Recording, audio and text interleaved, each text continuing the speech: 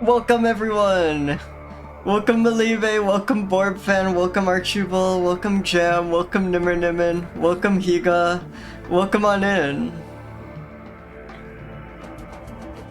I guess there are a couple things I wanted to, announce, go over, just bring up, because there's like new exciting things in the Mammalverse. So the first one some of you may have already seen this, I kind of post it everywhere, but after like a couple months of like kind of just forgetting about it, or really just wanting to implement changes, but being too, let me zoom in a bit.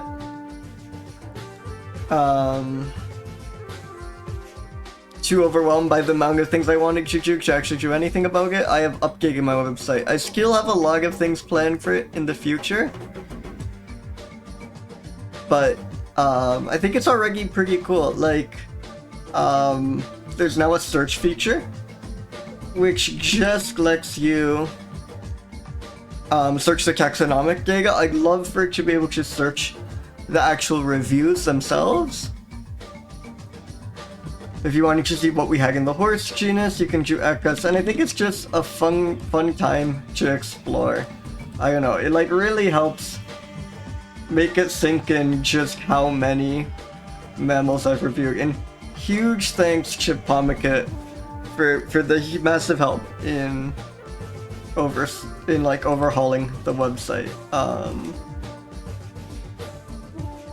Yeah, quite minimalist, but I think that's kind of by design. And yeah, definitely. If you haven't seen it, if you check it out.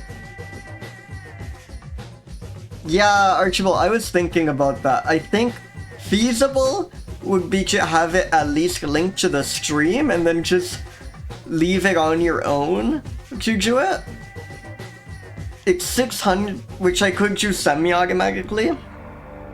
Finding the exact moment of the review, there's like over 600 of them. Go evening, Greedra! Welcome! I've considered it. I don't, no promises. That's like really a pipe dream. The one kind of saving grace, potentially, is that, yeah, exactly, that's what I'm thinking. And maybe I should like have downloaded my chats, because in theory as a moderator of the channel I have access to chat logs. And I'm pretty bad about this, but I'll usually try and paste the species name in the chat, which can help me find it. But I should look into it, because I don't know if there's any way to like download your chat logs, because the Twitch chat log viewer exists, and the Twitch chat logs exist, and that's about the nicest thing I can say about it. Yeah, so wait, I'll take a look at this in a second, but I know there are solutions for downloading Twitch chat of archived VODs with archived chats. I know you can download the Twitch chat of. My fear is about the old episodes where, because my understanding is if you highlight a video, the chat skill expires after 2 weeks or whatever the limit for affiliates is. So for the recent ones, I can definitely just download the quick chat and that's fine. The ones I'm worried about are the ones where I didn't have the foresight to download the quick chat for. To be honest, because it's still kind of a pipe dream, I don't know if I'm gonna go through all, just because I think even with Twitch chat downloadings, because I don't always paste the species names and do it at arbitrary moments, and sometimes the species name I paste is different from the one I go with, I really don't know if I'm gonna implement it. I think if I were to implement anything, it's way more likely that I just paste the VOD, and if you really want to find the review of that one thing, could try and scound around. I don't know, maybe I'll feel motivated and go through all of them. Welcome Wickertop, welcome. But yeah, I was just saying to check out, I don't know, I'm pretty happy with the website. If you want to see, I don't know, which feelings we've reviewed, a shocking number kind of cats, or what have you. And then there's a couple other things I wanted to look at. The first of which is, somehow just since the last stream I've received 2 wonderful pieces of art.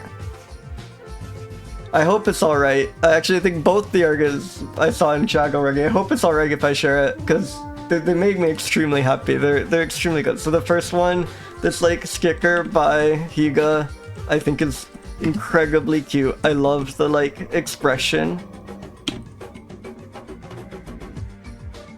I love the colors. I love just like how it captures the shininess of the hair. I think it really fixed it. I'm very happy with this. I think there's a blue sky post too. Hold on 1 second. Let me try and link that so you can all see the original art.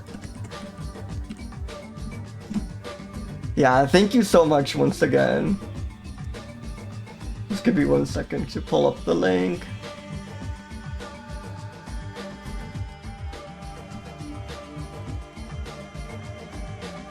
Yeah, Blue Sky doesn't have like proper, well, it just doesn't support PNGs. It's weird. They like serve, actually I should have tried this when I looked it up. No, yeah. So if you upload as PNG, it'll just convert it to JPG, but it'll still, oh, that would be wonderful, Higa. Thank you so much. But it'll store the PNG on the client. I don't think it does that with WebP, unfortunately, or if it does, I just haven't found out the hack. But let me find an example image.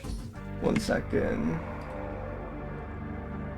Oh, but you won't be able to see the URL bar. I guess just if you open an image link on Blue Sky and was originally uploaded as PNG, you should be able to swap the JPG link to be a PNG, like it should end in @JPG, and if you swap that to be @PNG, you'll get the PNG file and it'll be much higher quality. So if you ever want to like see the original art and not the like horribly compressed version, that hack will work in cases where someone uploaded the PNG of it.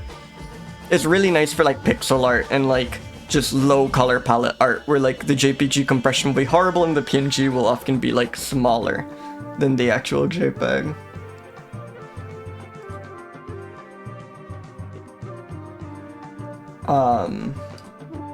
And then the other wonderful piece of art was from Nimmernimen. There, you can see. It's like cropped a bit. This was just in the Discord. As far as I know, it wasn't posted publicly, but it's so cute. Thank you so much once again, Nimmernimen. The poses, like, it's really hard to pick favorites, but like, oh man, I forgot this capture doesn't display mouse cursor. But the me with the squirrel is so cute, and then just, I love the pose and the angle of the bottom two so much. It's so adorable, and yeah, I'm a huge fan of Nimmernimen art. I will shout you out even though you don't stream, because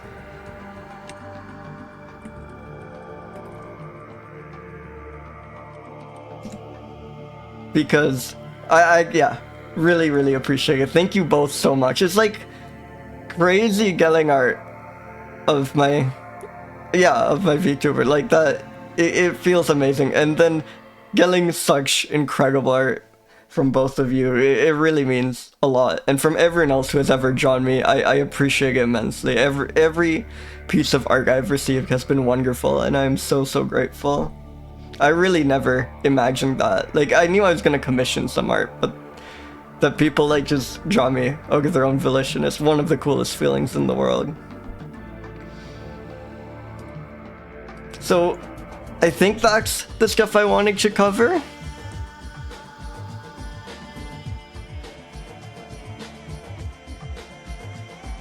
I guess we can spin some adjectives. I don't know if anyone wants to very quickly get some adding adjectives to the pool redeems in. But let's go ahead and spin the first adjective of the stream. So there's a channel point redeem. So for 2,000 channel points, which I know is a lot, but you know, I want it to be exciting. Then I also like, yeah. You can add an adjective to the pool. You can also add an adjective to the pool with a $5 donation to iNaturalist. That was the other reason to not have the channel point version be super cheap, because then it would feel like, I don't know, I want you checked. It'd be nice if people felt, actually, incentivized. Gowing, that's excellent. Yeah. And if you want a kind of outdated but should be close enough of list of current adjectives, if you're worried about overlap, you can feel free to look at excellent addition, Jam Hongo. Just give me 1 second. And I will add that. And yeah, again, like the pastebin thing, it's not the list I'm actually using. I just manually update it every couple weeks or something. Wow! Oh my god! John Just Matt, thank you so much for the raid, welcome! What were you streaming? What were you up to? Let me shout you out.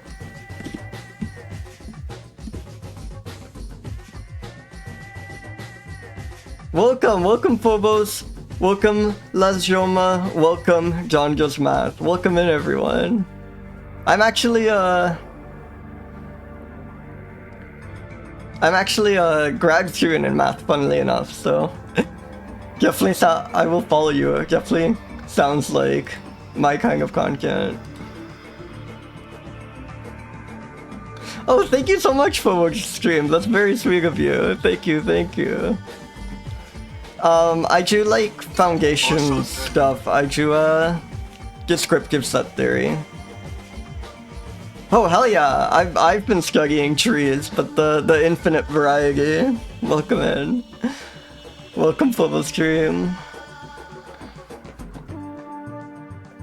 So yeah, I should explain my stream because it's a kind of strange concept. My goal is to review every single species of mammal. And we do that based off 4 randomly chosen criteria. And you just got here just in time to see our first roll of the stream was numb, which is already going to be quite challenging. The list of adjectives I'm pulling from is not tailored to be used for reviewing mammals. It's literally just a list of all adjectives. Or not all common adjectives in the English language, plus viewer submitted ones. Speaking of which, I was about to add the viewer submission gowing, as in like roaring, but the Japanese word for roar, which was requested by Jam Hondo. I love molecular phylogeny just because I think it's led to so many insane and bizarre discoveries of like seemingly completely unrelated mammals being related. But I am not an expert on... I've learned a bit just from this stream, but I'm very much not an expert on taxonomy in general. This is like... I have been doing this partly to learn about that. I know they're like... I don't think... Hell yeah, thank you so much. Thank you. Alright, let's spin the second adjective.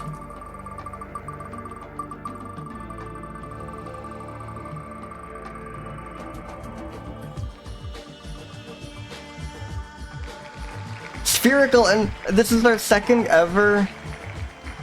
I want to say it's our second ever, maybe we've had a third, viewer submission that actually got rolled because the initial pool of adjectives was kind of huge.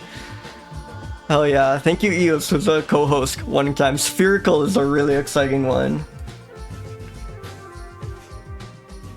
A lot of like voles are incredibly spherical. Yes, so that is one of the 4 criteria we have today. We're gonna review them on how numb they are, I have no idea what I'm doing for that, and how spherical they are. This is like the template I go by. And all the mammals, I should say, are on a wheel of mammals. We get through about 20 per stream, and I've been streaming twice a week for like a few months. So we're up at 600 done now. But this is the wheel of all adjectives. We could roll Homo sapiens any second now, you know? That's part of the excitement. Yeah, exactly. A lot of these you just kind of have to read their vibes, because also like the average mammal is kind of like a rodent that lives in the Indonesian rainforest that we know almost nothing about. So for a lot of these, we really have to stretch things. Yeah, it's exclamation mark website. So you can see all my like past reviews are almost skull. I think there was some like data transferring errors where a few mammal reviews, for whatever reason, I guess the like name wasn't matched to the database, did not go through. But you can see almost all, like all but like, I don't know, 5 or something of my past reviews taxonomically sorted on my website. That should have just appeared now.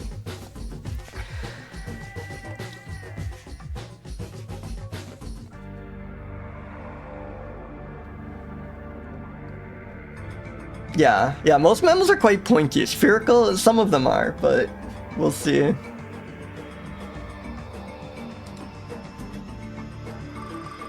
Exactly, Willow. Thanks so much, Jam. Yeah, anyone can be made rounder. Speaking of just overfeeding them until they are round, check out the next scroll, voluminous. Whoa, I've never said that word out loud, I just realized. Voluminous? Voluminous? Nothing, no possible pronunciation of that sounds plausible.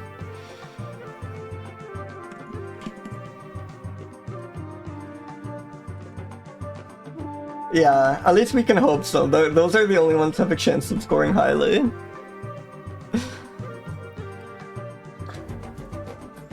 Definitely like the right seal could do extremely well today. But maybe I'm partly being like biased by Spheel's existence. That's like attributing more spherical qualities to a seal than we deserve. And gullible. Gullible is great. Gullible is really cute. I love describing a mammal as gullible. I think I'm also violating my own style guide. I think even though I almost never capitalize anything, I think I normally capitalize the adjectives. This looks wrong. Incredibly good adjectives. These are great. Yeah. It increasingly looks like a seal could do very well.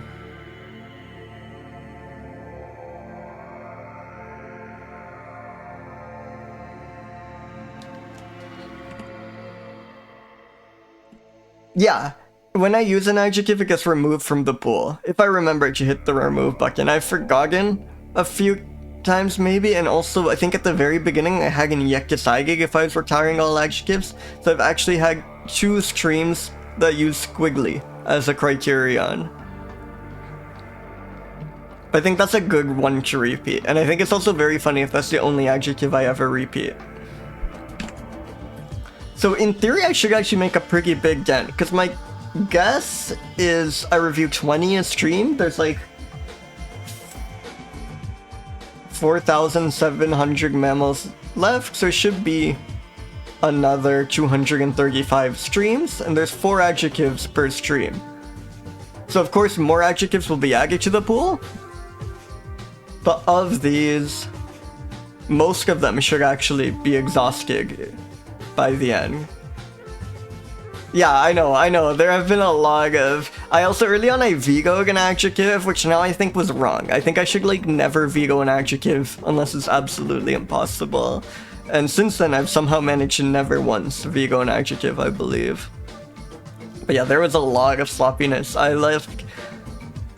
had not figured out the strict set of code of laws I adhere to for the rest of time when I started out.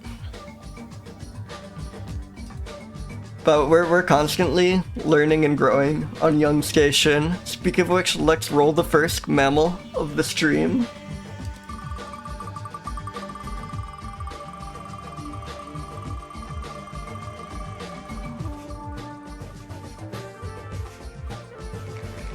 Pelomys fallax. So you know, the regulars will already know MYS, always a bag sign. This is some sort of generic mouse. Yes! Okay, great name though. The creek groove-toothed swamp rat. The creek groove-toothed swamp rat. Nothing on... Yeah, we're gonna... Okay, immediately, I'm not feeling hopeful about iNaturalist having any photos of this.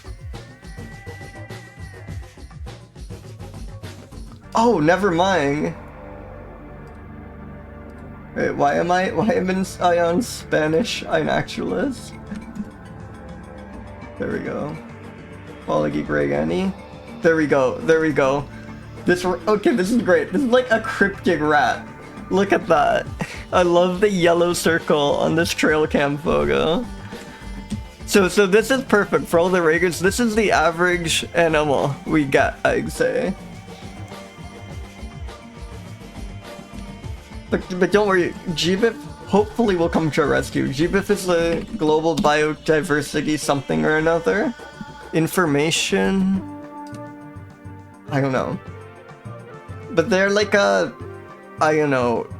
compilation of information on like different species, and they tend to kind of have more or less all the information known about any given mammal species,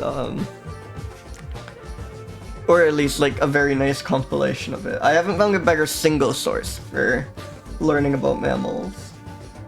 You can see this thing lives in grassland, savanna, swampy areas, secondary bush, forest edges, and cultivated fields with permanent year-round cover. Oh my god, that's great, yeah. I'm seeing it on the, like... It's especially true on the stream chat, that it is pointing right at it, like it's wonderful.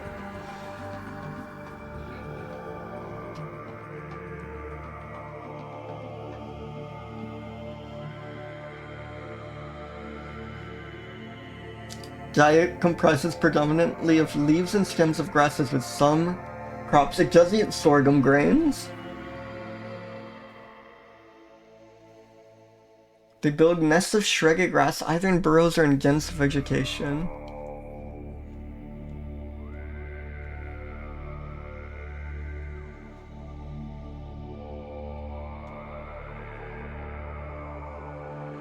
Really not a lot of info. This is quite bleak. Captive animals are docile and communal. That's quite cute. Also crazy that they're like captive specimens, but we don't have any better photos, it seems, than the one like cryptic looking trail cam one. Not that I'm complaining, I think there's a lot of charm in the cryptic trail cam image.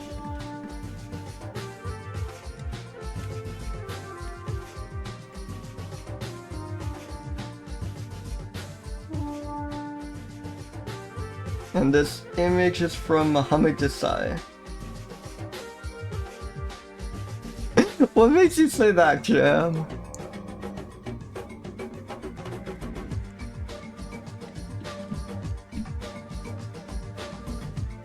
Yeah, the images does not be much to look at. It is funny when there's like how many mammals we've got, we're able to say like, has a wide range and seems common in its range. This is like a very plentiful and easy to find mammal, and there's just no information on it. Like, no one could be bothered to. Hey, welcome Crowflower, welcome in. Oh, and let me paste in the species name, if anyone wants to do their own investigating on the groove tooth. Wait, what was it? I'm missing the creek groove tooth. Swamp rat, there we go. Numb.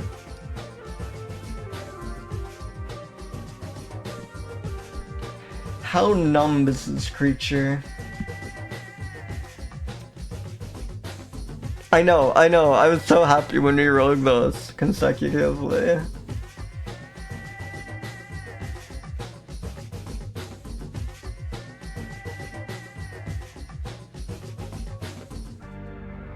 They care about the temperature to determine their breeding, so they're at least like somewhat sensitive to external conditions.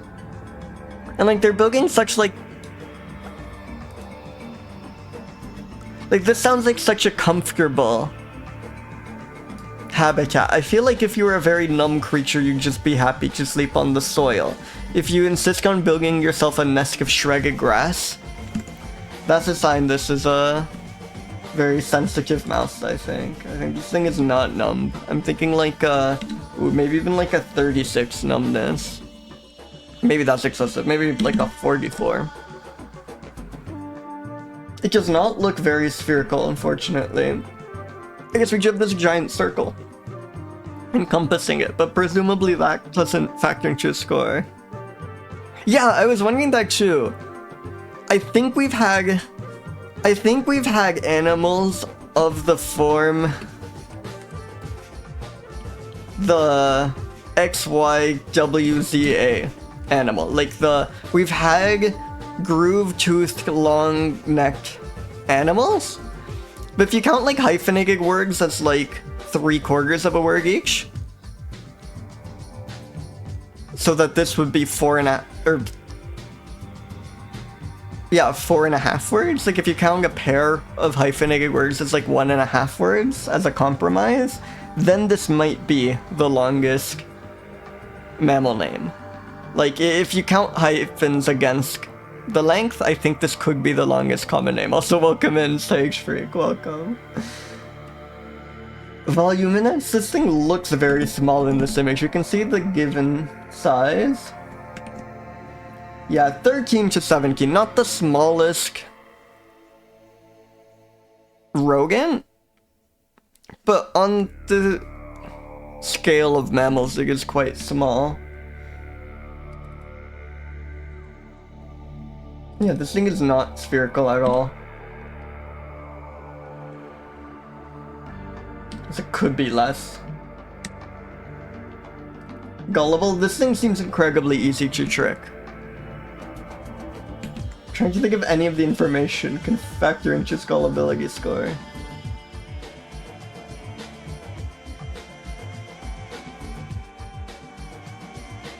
I don't know.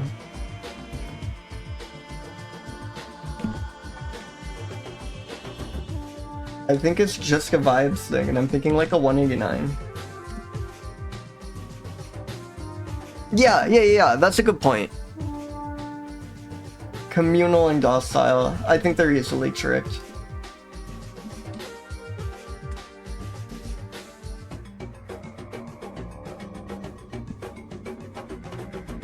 Possibly the longest creature name by word count if you 3 hyphens. If you penalize hyphens.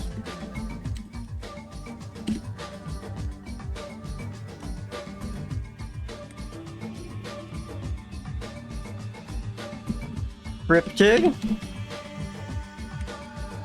builds nests of grass. Communal and docile in captivity. I love that they have like, I'm really curious what the circumstances are where these were kept captive. I wonder if there's some like paper out there on these. I'm not like...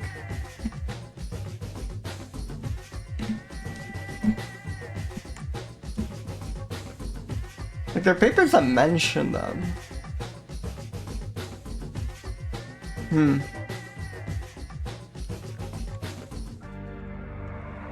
There's probably a source given on GBIF. But we should probably move on. I feel like I'm spending way too much time on the creek groove-toothed swamp rat.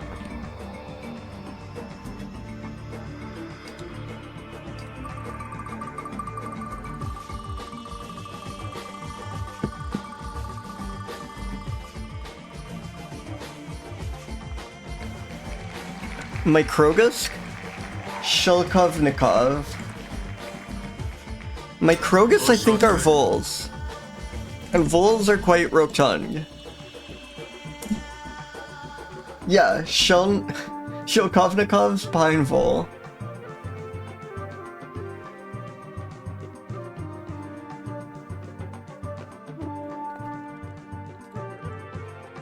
Are there photos of this?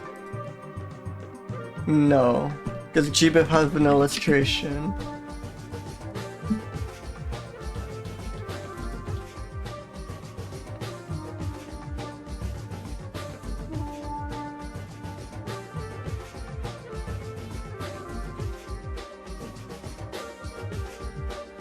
Yeah, it's number 166.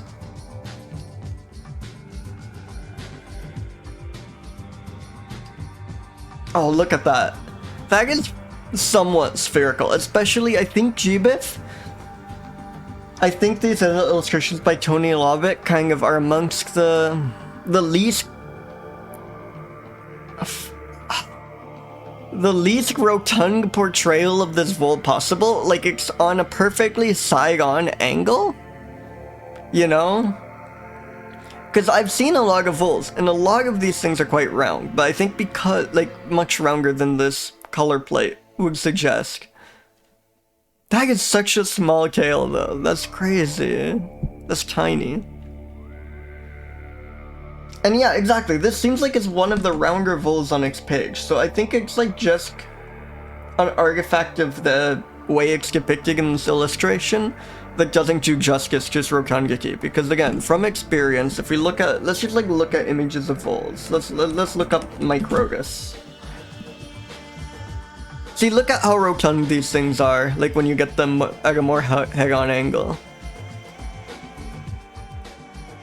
And these are all the same genus, and this looked like one of the rounder ones on that page. No, I have to use the official illustration when I can, though. I love the idea, maybe.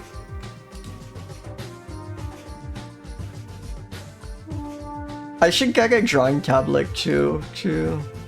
Hey, welcome Cubert, welcome. Check out the adjectives we got today. I think they're extremely strong.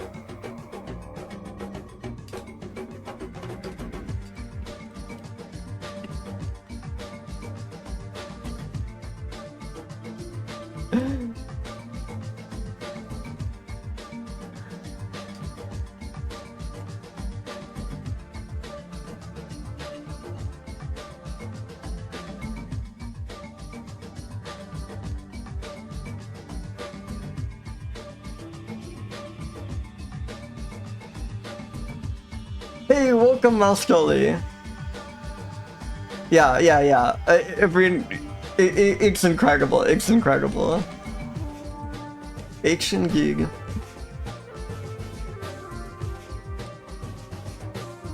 Yeah, I hadn't thought about that. Okay, yeah, because the tablets, the like drawing tablets I've seen, I know some of them have screens, but it hadn't occurred to me of getting one that has a screen just as an extra display.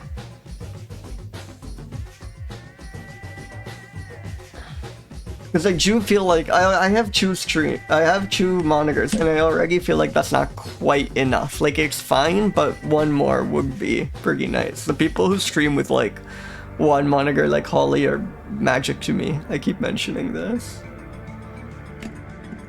Okay, let's read about this ball before we dive into the review.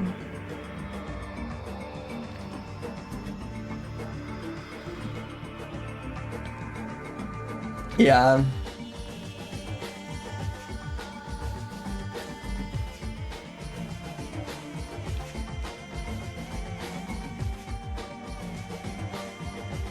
Yeah. Let's shout out Holly Heck maybe. I'm sure most people here know, but we got some rigs and stuff. Holly is like one of the best streamers. Yeah. No, I could never actually get a third monitor because my two monitors barely fit on my desk. And my desk barely fits in my room. I'm on like every margin is as cramped as it can be.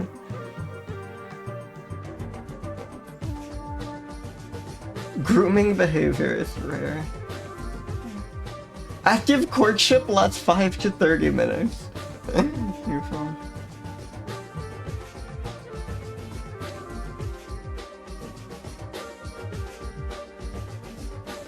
Feeds mainly on underground plant parts.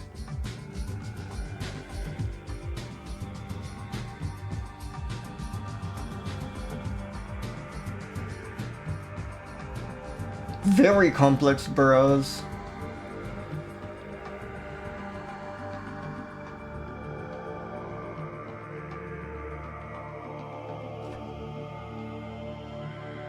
Wide elevational range. Maybe that points to them being a bit numbed. Younger born blind and with sealed ears, maybe that also points to a bit numb.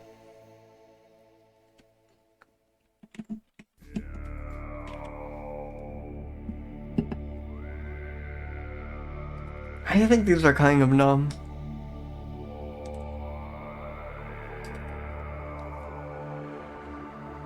And yeah, I know the image doesn't portray it, but I think this thing is very spherical. I actually think if we had a photo of this, I'd give it an even higher score, because I think in actuality, this is probably an extremely spherical vole, and maybe that's one reason you do one last search for an actual photo of one.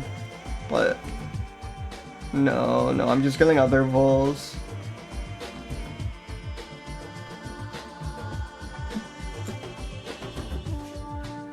I'm just getting other voles.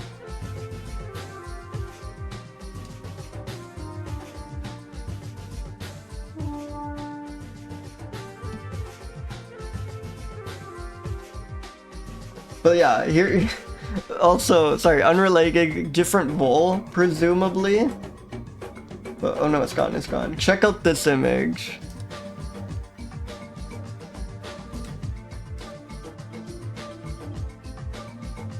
It's like incredibly low resolution, but look at this. Look at this. I just think it being like 240p kind of adds to its charm. Oh wait, okay, Logan the higher res version. I thought I was getting the highest rate, so there we go. Everyone check out this vole.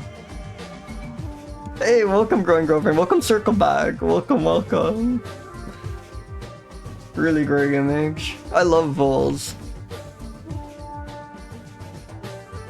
Voluminous? Compared to its other voles, it looks a bit small, and voles are already quite small. Like this referencing is like 2 inches or 5 centimeters.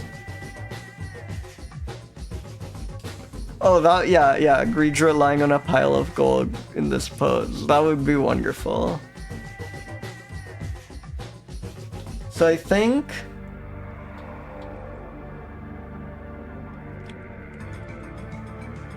this is like not very voluminous. But kind of is, right? Like relative to its like length or something.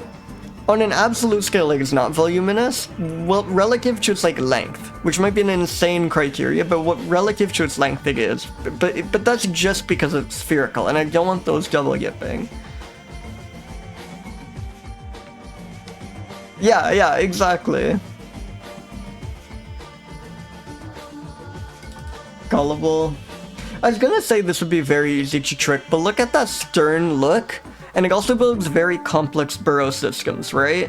So I actually think this is quite a wise creature. I think this one would be hard to trick.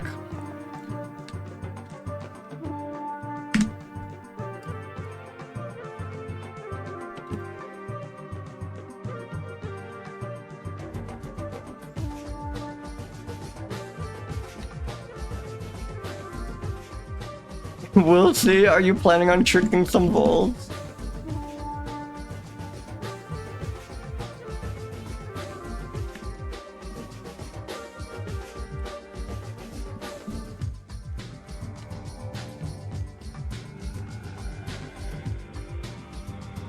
Yeah, recording lasts 5 to 30 minutes. Speed dicks. Good luck, Cham, good luck.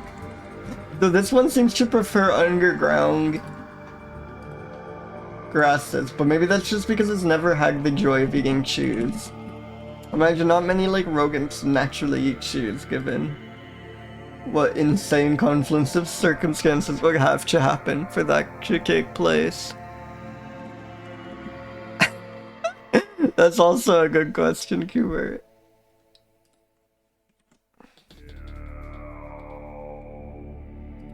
I guess the score is confirmed.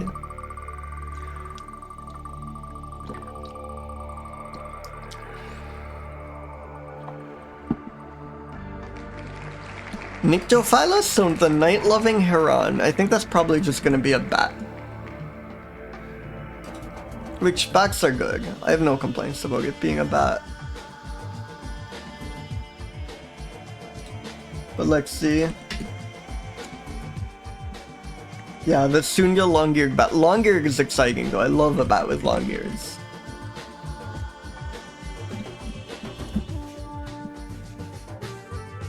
Whoa, wait, is this... No? Why is this not appearing on a naturalist?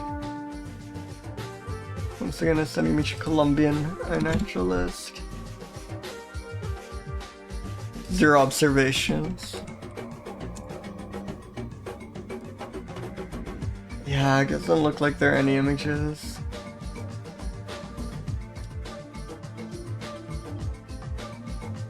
None here either.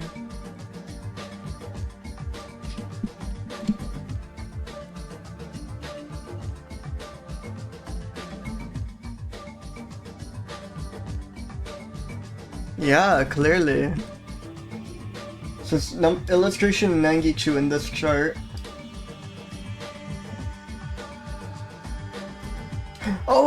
Oh, we've hacked this color plate last time, and for a second I thought we had gotten the hypothetically drawn no full specimen known creature, but no, it's just the one next to it.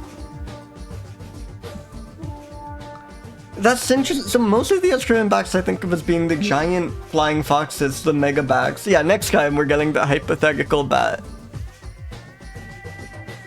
This thing is quite cute. I love those ears. And yeah, again, as always, the bat issue of Handbook of Mammals of the World is hard to search. It's hard to source, so I don't know exactly who the illustrator is. Unfortunately.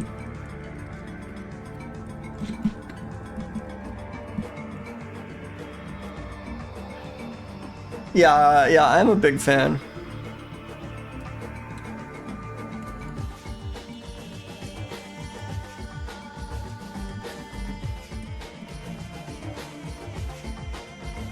Let's read more about the Sunga long-eared bat.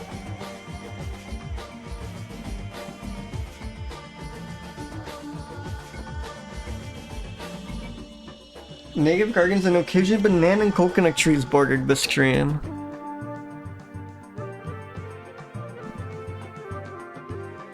So normally, almost all the backs that eat fruits like either show a huge preference or exclusively eat figs, so banana and coconuts are already quite exciting. Currently only known from the type locality on Lambaga Island. So it's possible these only exist on Lambaga Island? So I think this is not... It's weird, because yeah, I thought Wikipedia said... No, yeah, it seems like this is actually in Indonesia. Wow, oh my god! That was intense! 660! I hope I said that in a correctly. Please let me know if you noticed that, but thank you so much for the raid. Thank you, welcome. What were you up to?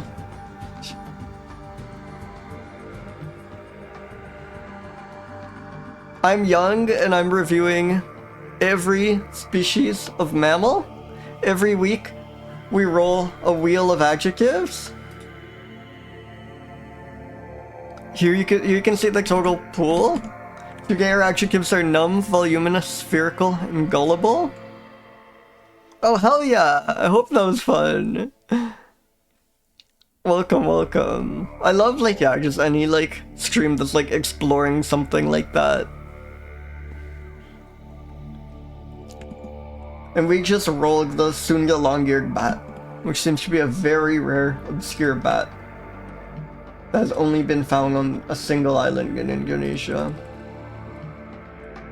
This one, I guess.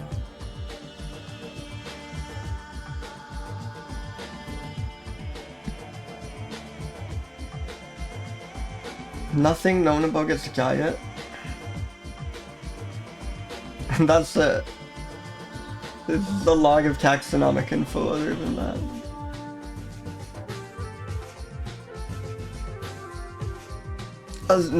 Nyctophilus azorium. So now that the website is up to date, I can actually answer that efficiently. Let me see. No, I have not. But I can share my favorite bat I've found so far. Which is actually fairly recent. I think it's only a few, maybe like 2 or 3 streams ago, if that. It's the pig butterfly bat. Or the pig? Pig, right? Yeah, pig. So let me get more images. It is just the cutest, most plush toy looking creature I've ever seen. Right? And it's weird, because like sometimes you get a really cool animal and you look it up and there's like tons and tons of like fun articles about it. I think this is a relatively unknown creature. Like when I googled it, I found like a couple of doodles and like one like Reddit post or something. But I think there's actually like, this is not something very well known. So if you want to like treat any loved ones to an exciting discovery of to an exciting bat species that they haven't heard of, refer them to the pig butterfly bat or the pig bat. I'm the pig bat. I don't know why. Yeah, the ladybug bats, exactly.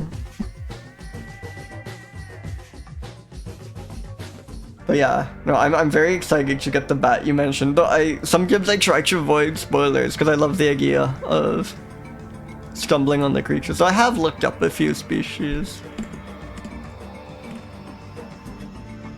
So there is almost no information on this. I think the big ears give me that it's not numb. Like it's very open to the. It's constantly bombarded by sensation with those huge ears, right? It's tenuous, but I don't know what else to go with. This also feels like fragile to me, only existing on this tiny island, which makes it feel it's not very numb. It doesn't look very spherical at all here. I don't know how much more there is to say about that. Voluminous. It has the look of a small bat. Like this looks like a micro bat. Yeah, it's a Vesper bat. So let's see, what's the scale here? It's the same scale as before. It's again, well, maybe a bit different, but yeah, this is 2 inches or 5 centimeters. So this bag is like under 10 centimeters. This is really quite small. The range of sizes on backs is quite crazy.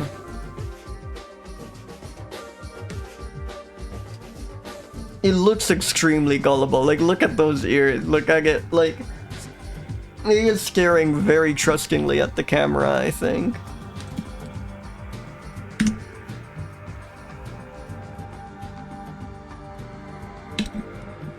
Great ears, incredibly rare bat.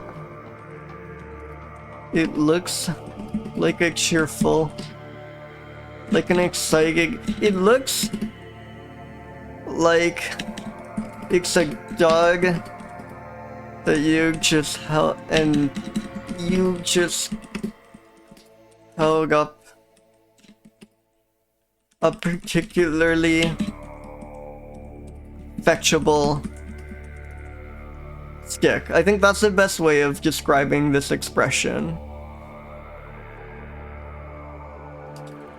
Love this creature.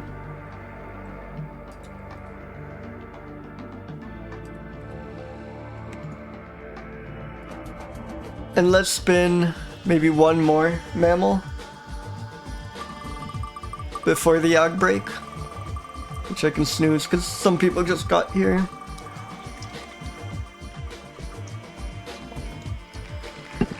Necromys, that's scary. The obscure dead mouse. I can even think of the like dead mouse pun. Pun? It's not really a pun, it's just a translation when I said that. Very like Halloween Latin name, at least. The dark bolo mouse.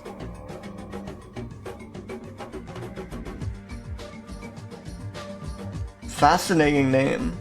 It's the largest Necromys.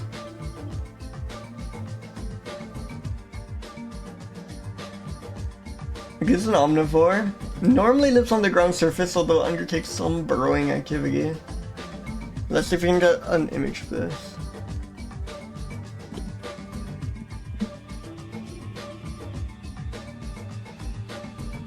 Yeah, holy! That's a weird looking mouse. Welcome, Solid Forest. Welcome, welcome. Look at this. Isn't that bizarre? It's like, I've seen some like spiny mice, but the spines don't normally, I don't know, go on the face like this. It almost looks like a porcupine or a hedgehog or something. This thing is like quilled. I think it's more of a, it's very good, but I think it might be more of a spike ball than a fuzz ball. Yeah, it does look like one of those images that's supposed to like wave around as you look at it or something. Yeah, yes. I think that's it. I think the waves like quills are like combed around its eye.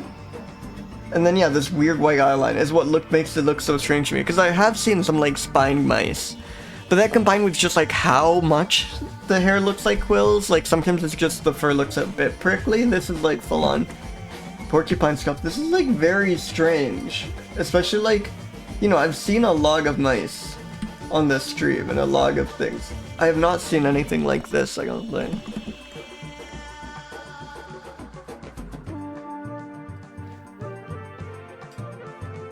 Whoa, that is not what I meant to use. There we go. And this image is from Enrique Manuel Gonzalez.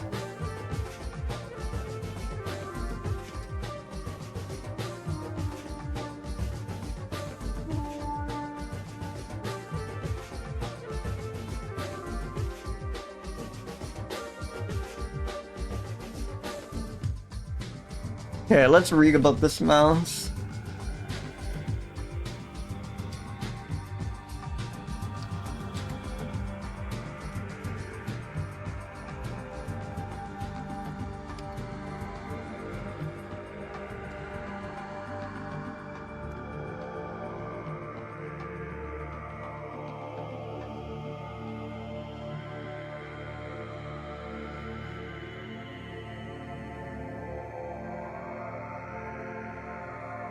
Lives in grasslands, cultivated fields, moist areas. Okay, wait, I've seen diurnal, nocturnal, crepuscular a bunch. Cursorial, I don't remember. I'm sure I've seen cursorial at least once before. Like, oh, it's just not, wait, that's like an insane phrase. Oh, I guess it's not really in retrospect, but I thought this was going to be another thing about when it's active, but no, it just has limbs adapting for running. Awesome. And yeah, like the Wikipedia says, like it's somewhat underground. Moist areas near lagoons, streams along the coasts, and among rocks and low hilly environments. They really always paint such a picture with the habitat section. Sperm production was most prevalent in November and January. Awesome. Eats arthropods and plants. Man, we haven't been getting a ton of info on these, but they have been good creatures at least. It's just been quite... How am I supposed to factor this in for this numbness? Or its gullibility?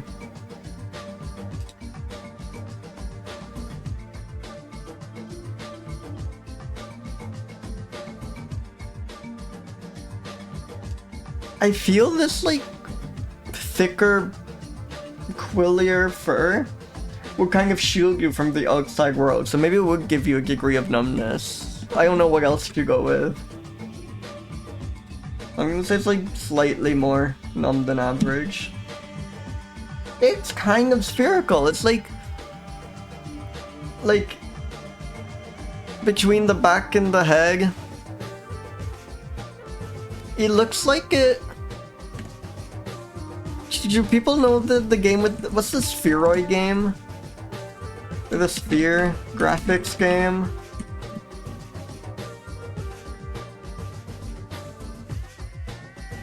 It was like instead of vector, they were convinced, and they had a funny name for it.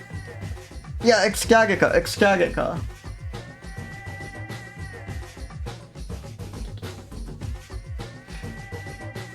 Holy shit, okay, song for it, 1 second. You do not go easy on me, this is excellent though. I'm really excited, yeah. That is wonderful. Yeah, wait, they have some name for the graphic. Ellipsoid, yeah. So there was this, like, studio that was convinced ellipsoid graphics would be the next big thing. The trade-off is, like, walls are much harder to portray, but people, like, convincing humans and fleshy organic things were a bit easier to portray. Yeah, this was made by the Balls Pervert. The Juggler, too, also has a similar look to it. The Amiga Juggler. But anyways, what I was trying to say was this something about this mouse's shape looks a bit like it was made with ellipsoids.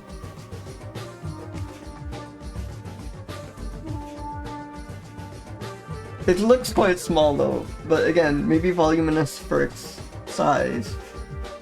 Yeah, 10 to 12 centimeters. It's a bit more rotund, so maybe that's crazy, but I'm gonna give up to like a 63. It looks wary, kind of. It looks alert. I don't think this thing is gullible.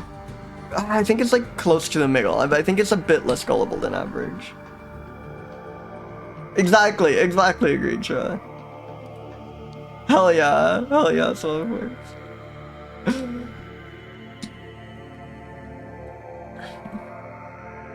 Made with made in an ellipsoid base graphics engine.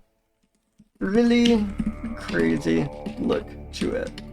Weird combed hair around eyes. The way the quills cover the face. Yeah, welcome Marigold. Check out the dark bolo mouse. I love this creature. Wait, let me get the image where it's a bit more clear. Here we are. Look at this. I've seen so many mice and I haven't seen one like this. Hey, welcome Kinski. Welcome. I am a big fan. I had my hopes low when I saw we had like rogue another random rodent when I saw the genus name, but it's really good. Oh yeah, incredibly goth. Lacked a name. It's the like death mouse obscurus. There are so many. I think it's like 40% of mammal species. But the nice thing is they're not all the same rat over and over again. That was my fear when I started this, that they would all be gray rats and mice that are just indistinguishable from the like house mouse. So I'm glad we get a lot of creatures like this. Anyways, I think the ag break is about to start. So just quickly export this review. And yeah, just take a quick 4-minute break. As always, during the ag breaks, I also take a break, so you won't be missing anything. Feel free to just like leave the tab for 4 minutes and go do other things, stretch, hydrate, whatever. See you all soon.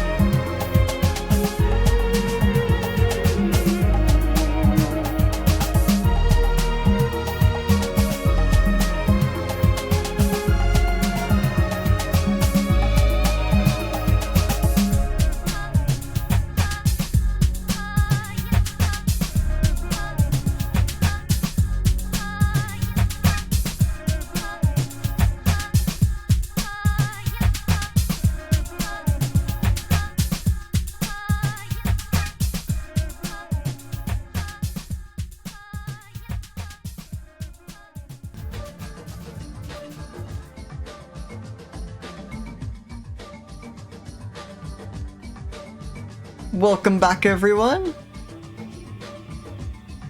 Welcome, welcome. That was the dark bolo mouse. I'm a huge fan. Let's go ahead and spin the next mammal.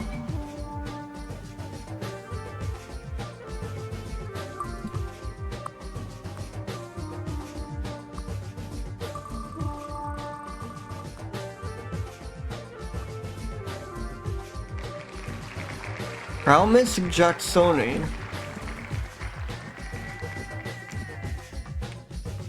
Jackson's soft-furred mouse.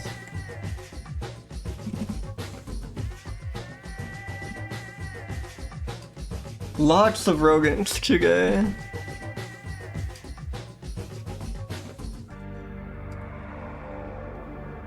Oh. I mean, it's a lot more generic than the previous one. Hey, welcome, Pink Honeybug. Welcome, welcome. There's been a lot of rodents, but they've been, like, good rodents. Like, we got the... What was it? The dark bolo mouse? Yeah, the dark bolo mouse, which was... This was our previous roll, which I think is pretty cool. This is, like, a cute but fairly generic mouse this time.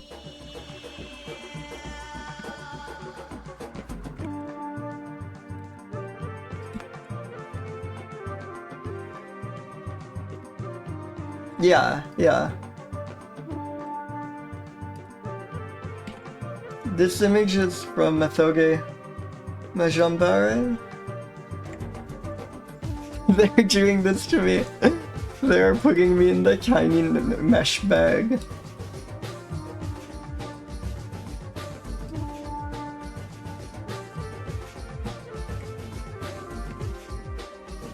Looks like... You know, like, Asian pears, like these things, how they sometimes come in negging? Like this, like, weird styrofoam negging? Maybe that's just, like, at my grocery. No, that's real. Like, this stuff. That's what the... I mean, it's like a finer meshing? But that's what this reminds me of.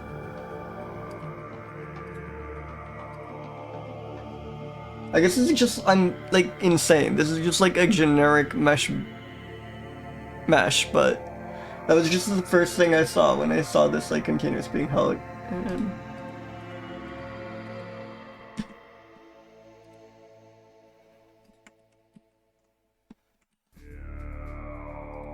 Yeah, this is produce.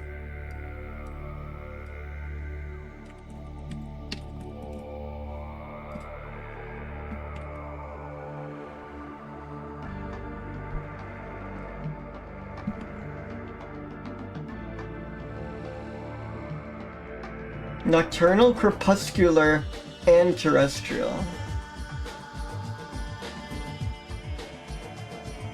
They forage in groups. It is very cute to imagine groups of these foraging together.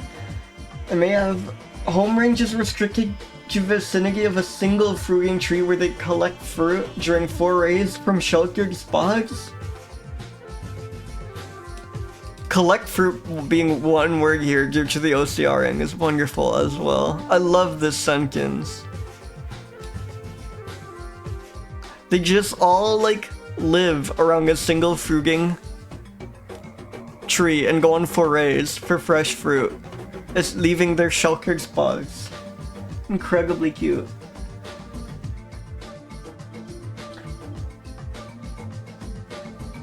Mostly frugivorous, eating seeds, nuts, kernels, and fruits.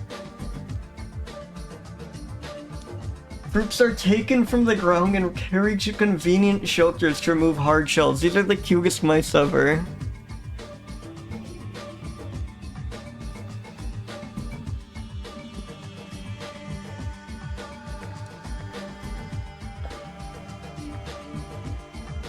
Really good stuff.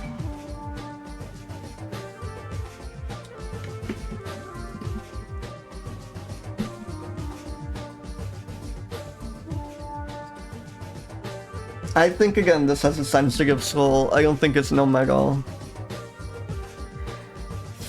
Okay, mites are definitely more spherical than rats on average. I mean, not that that distinction is really real. I'm like increasingly convinced that's not a thing. Mice and rats are the same things. We just call the smaller cricket pigs mice and the bigger ones rats, but not in like any consistent fashion. But this thing's quite spherical, is what I'm trying to get at. For like compared to a rat at least. Maybe not like, maybe like a 140 something, like a 146. Maybe even higher. It's like quite round. I could see like a 166. But it looks quite small.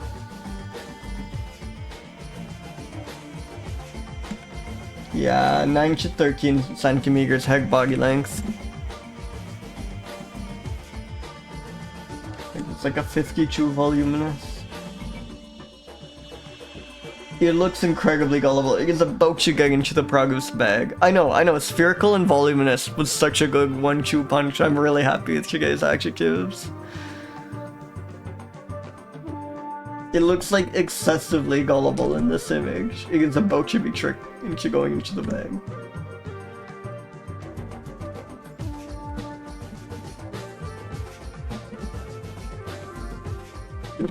As the first note on its way to the produce style. And then I'll put those two quotes because they're just too wonderful not to include verbatim.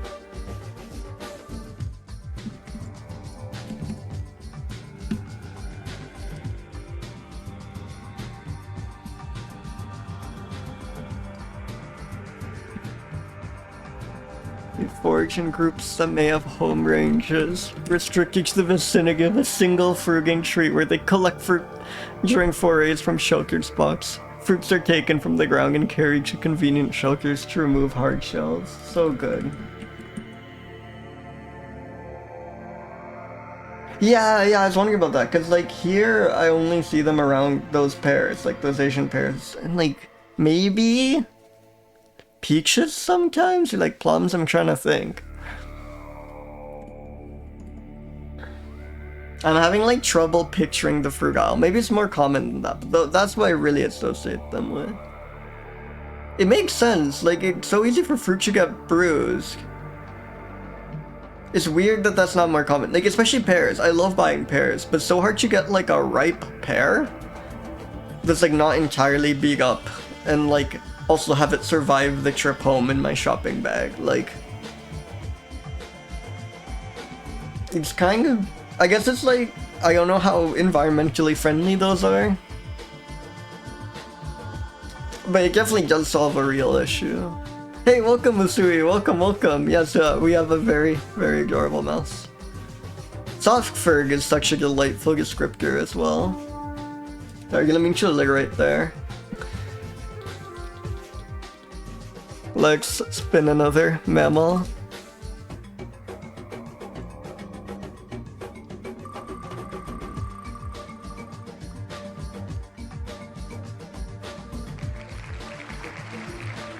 Another mouse. We are in the rodent ravine once again.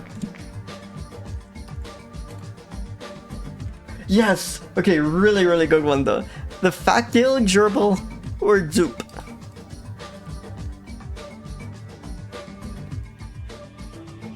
Look at this. Oh my god, that is a fat tail. That is just like a worm behind it. Huge shout out to dupe. That's dupe.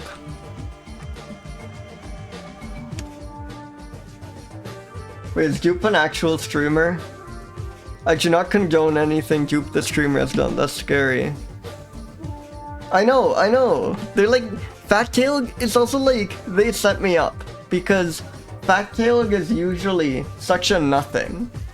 Like, there are so many creatures that are called fat-tailed, and then you look and they have like a slightly wider tail than the other ones in Antechinus.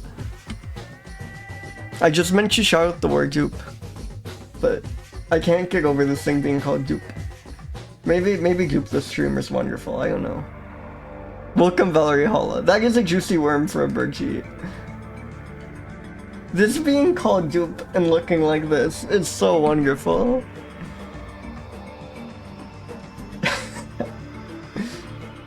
I can't get over or dupe. Or it's, and I also can't go over his weird tail. Okay, we've been in like delightful rodent land. And we got more images. Can we confirm their tails are in fact like that? Oh my god. Oh, this thing is so spherical. And so cute. Really, it doesn't look quite as big as that previous image, but it's a really big tail. But then like, look at this image. Look at this image. Look at this image. Look at it next to the pen. Look at how tiny it is. Wait, this is marvelous. This is such a good creature. I could look images of dupe. I could look at dupe images all day. I love how sleepy it looks in so many of these images. What a roll. Magnificent roll. I can't believe I was so dismissive when I saw it was another mouse. Like another Antechinus name. I know, I know. Why isn't this like the delightful mascot of some kids show, you know? Why isn't there a dupe? I don't know which image should go to they're all perfect. I can't get by this one, I really like this one. Even just the Wikipedia image is wonderful. This one's also extremely good.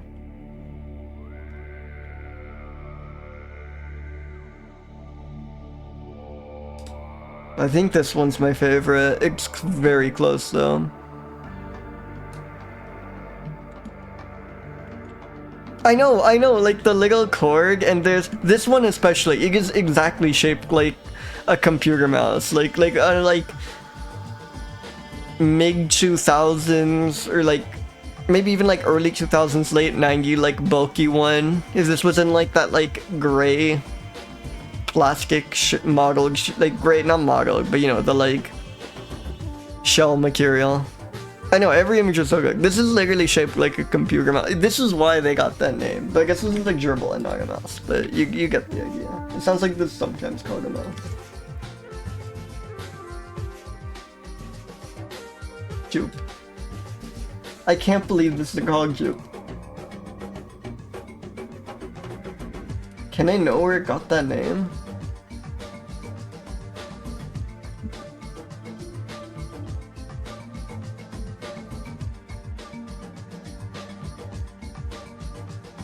They are frequently kept as pets? Wait, that hadn't occurred to me. Okay, wait. I don't think I have room in my current apartment. But never have I been like... You know, a pet's a long-term decision, but holy crap, I am convinced like, in a moment, I am already certain I want a dupe. One day I will have a pet dupe. I will do what I can. That is like... And imagine like calling it a dupe. Like, hey, do you want to see my pet dupe? Like, you could just do that because it's a dupe.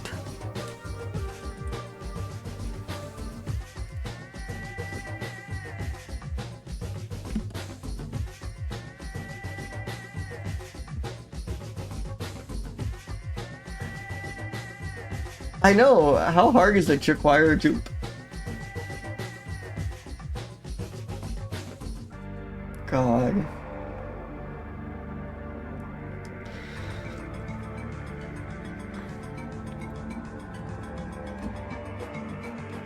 Okay, pet dupe just autocorrects your pet door.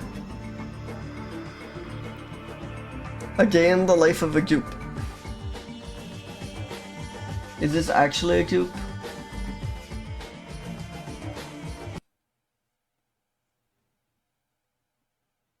Tag that friend who is always napping. The blanket that I use is his favorite because it is the smallest. Yeah, I was wondering that, Dwelling animal. First thing in the morning, Maru. Valerie, yeah. Also, I was also wondering where one finds ones for sale. Maru burns a lot of energy, so this is when he takes his first nap of the day. While he is taking his first nap, I'm going to create his breakfast. Once his belly is full, Oh then we my go God. ahead with the second nap. Now it's time for I'm so getting a exercise. dupe. His I need a hard work dupe. Definitely deserves a nap as well. Everyone It here is time getting for a me to dupe. We're start all my getting job. dupes, He right? is definitely a little menaced today. He is being quite fussy, so time to tuck him I know, in. it's such a big Once he's tail. It's properly crazy. tucked in, The Mops teddy uses bear! Most of the day. As a final touch, I choose the teddy bear for the job. He loves to just cuddle with it. Just as every mom, once Oh they are my down for their God. nap, I get to continue on with my day. He is definitely my little baby. Oh my God. Oh my God. Here's the video if anyone wants to watch it again. Oh my God. I love the dupe. I love the dupe so much. Oh, that's why like some of them have much fatter tails than the others. Like, these are the chubby ones. Oh, that's awesome. I know some mice do this, but I think the difference is this one has a much shorter tail. So like the other mice actually have much longer tails, so you don't really notice. Like it'll be called the fat-tailed mouse or whatever. But the tail's like 4 times as long and that volume's just like distributed along the tail. So it doesn't like look like this at all. But because this one's so short, it like... it just gets so like wonderfully swollen. That's crazy.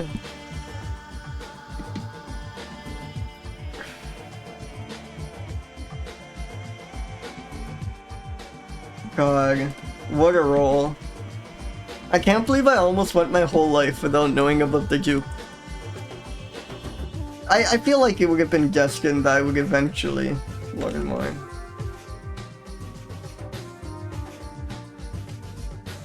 God, is there like just more?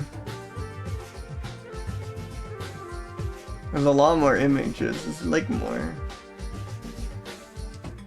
So are there like articles about this?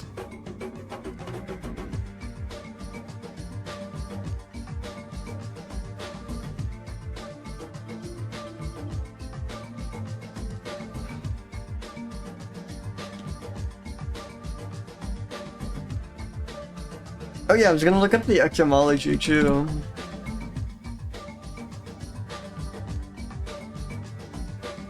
Wiktionary denies knowing about this word.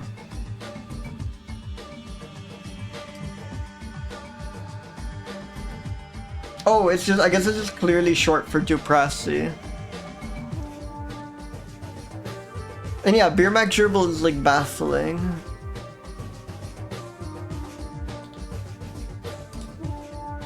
Oh awesome, this is the like source that Wikipedia gives for the name, or one of the two. The other one's like some paper.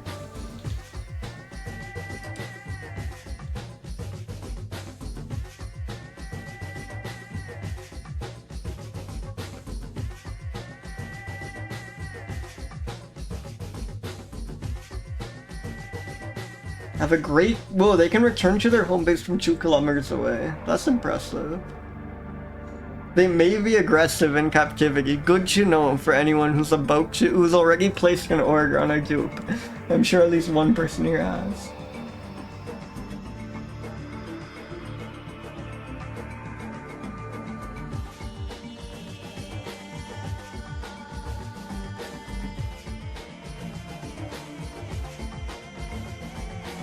Yeah, in captivity it has been observed that the tail of these rodents changes in size and thickness according to season of year and the amount of stored fat.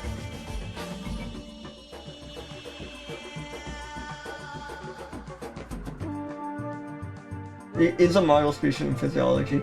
Most of what is known from the species comes from owl pellet data. Always a rough sign to hear.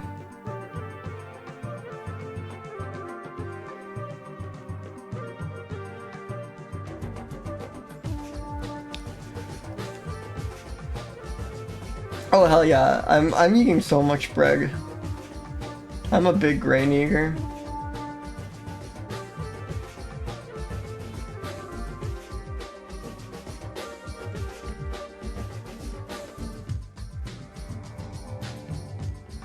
No, this thing... I mean, it is very insulated. It has such a thick thing of fur. Maybe that does increase its numbness a bit. But I just like... It looks like such a sensitive soul.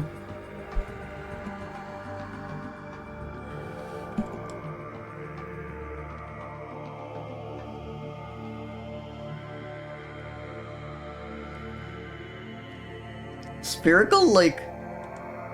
Chew 42 or something? Right? Yeah, that's like... That is crazy, that's like...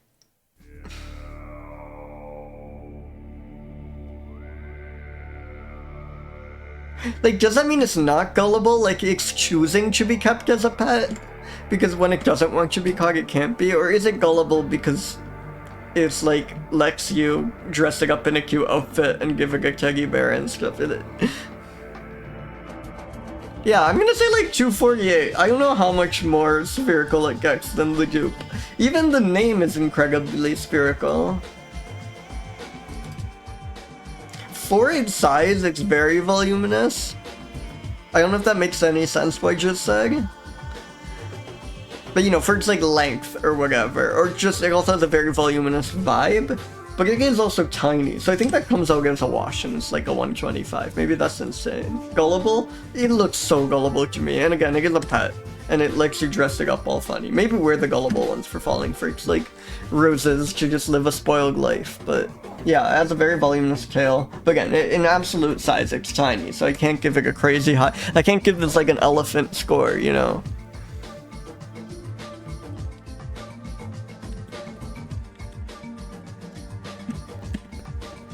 This is my next pet.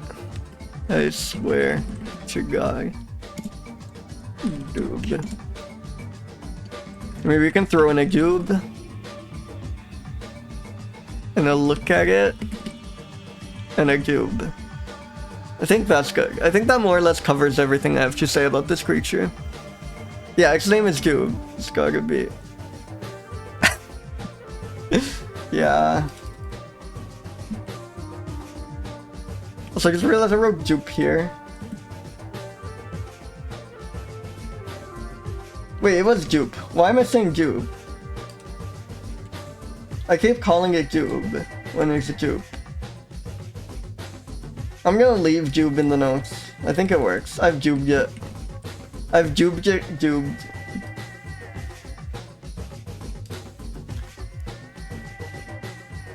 Just look at it. I just want it. Can we just take one last victory lap through the dupe gallery?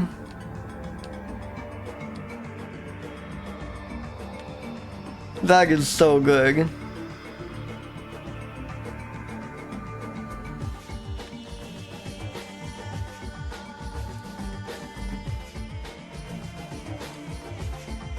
Insane.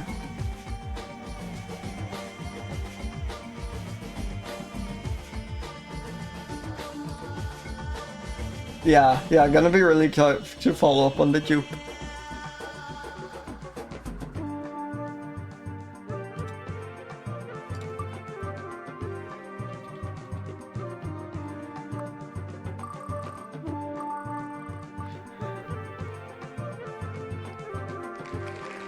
Antechinus subtropicus. I have a guess that it's habitat. Whoa, who would have thought? It is subtropical. Carnivorous marsupial. Okay, this could be quite good. Incredibly limited range. Incredibly limited and somewhat phallic range.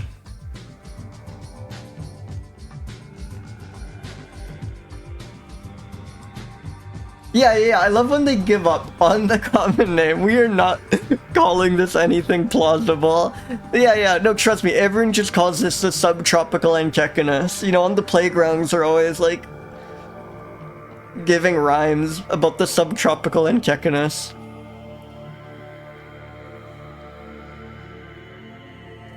It does look like the Saddam Hussein hiding spot. Near Queensland, or in Queensland. Queensland's the state, not a city. Oh, awesome! It's yeah. hard cheek is distinguished from its close relatives, largest of the brown Antechinus, which I seem to have already reviewed. Oh, this thing is just a mouse.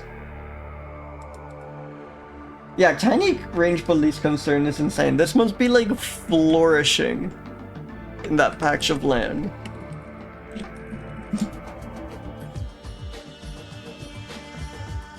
Oh, excellent image.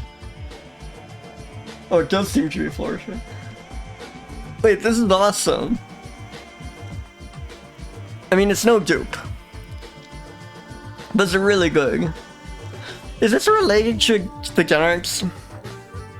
Because that is all. Well, that's an insectivorous marsupial.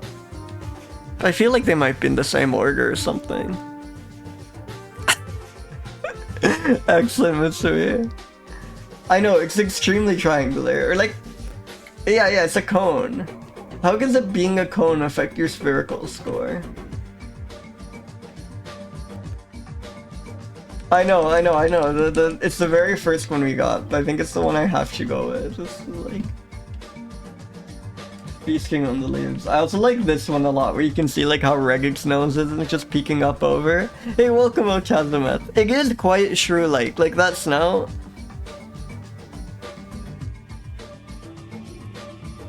Yeah, it might be like a Miggle spherical score.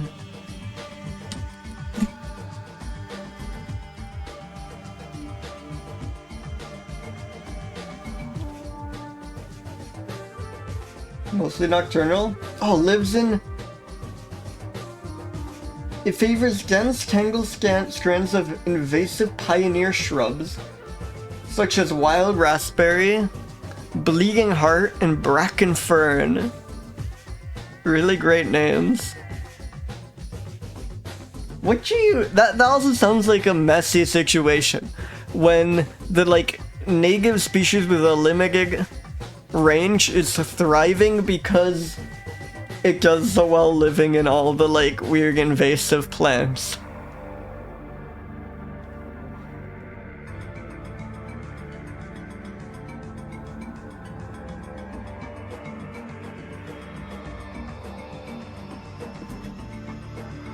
Have a habit of entering houses in areas such as Mount Glorious. This results in many deaths from domestic and feral cats, rat traps, and unfortunate drowning in toilet bowls and water tanks. Very sad, slightly funny that, like, toilet bowls are a large threat to these creatures. Yeah, they have so many false mice. There are so many, like, marsupials that are just copying other mammals. But at least it has its own spin on it. It's not, like, quite just a... God, this is, like, almost an emote. You, like, rotate this 90 degrees counterclockwise.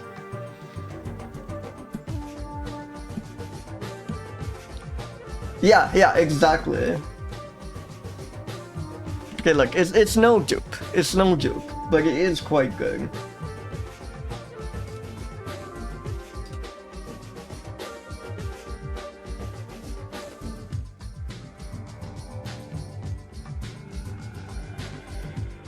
Yeah, I mean, we're never... Like, we could roll Homo sapiens and everyone would still be groaning because it's not dupe.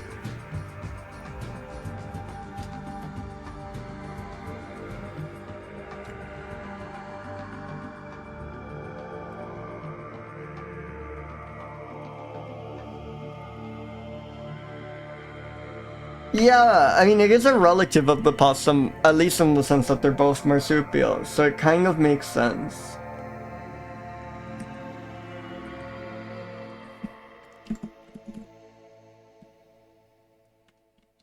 So is this a relative of the genera? It's a relative of the quoll. It's closer to the quoll than the genera. Shout out to quolls. I mean, I guess you can really see it in this image. Yeah, they have these, like, terrifying spiky teeth. And this image was by Hunter McCall.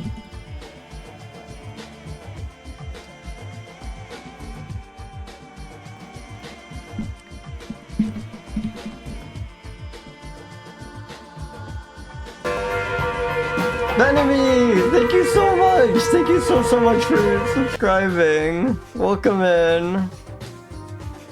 Welcome.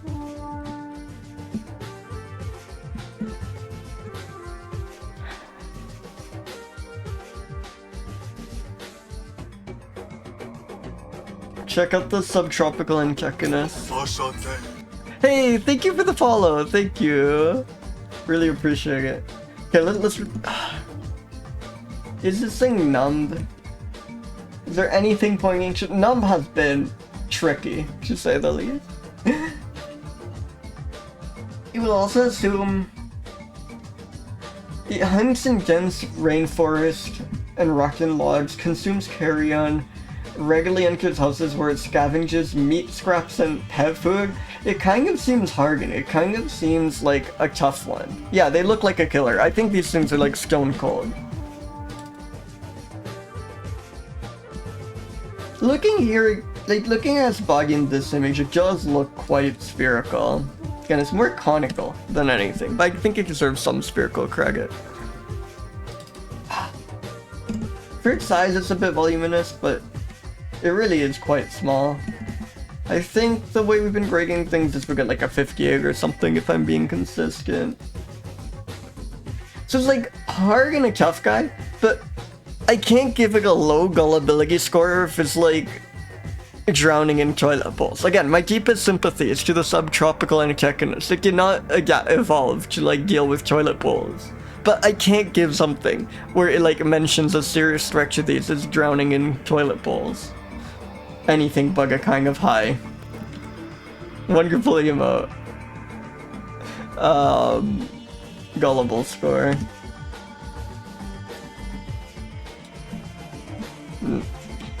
Natural predators include the toilet bowl. Who are you kidding with that comment? Maybe like they weren't even trying. They really were phoning again with that common name. Quoll relative. Scavenges meat scraps and pet food from houses.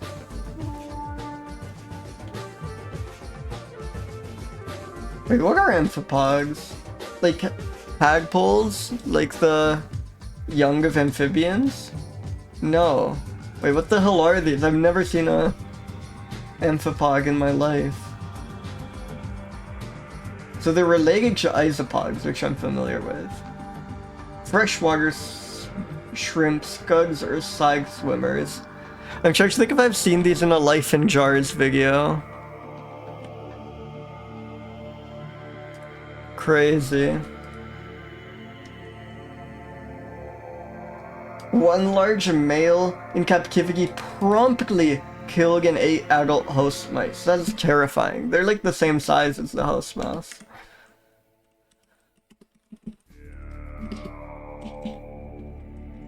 One of these.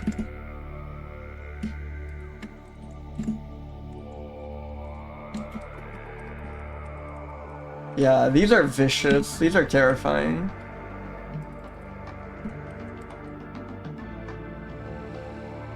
Oh, that's awesome. Wait, I've definitely seen like on the beach side some very small, like just barely macroscopic creatures jumping around in the sand. I wonder if that could have been an amphipod.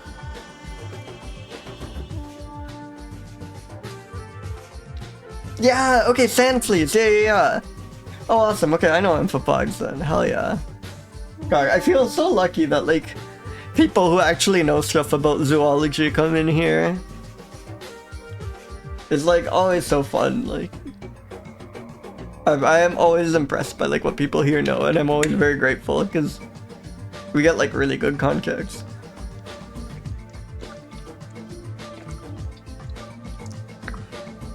Alright, let's roll another creature.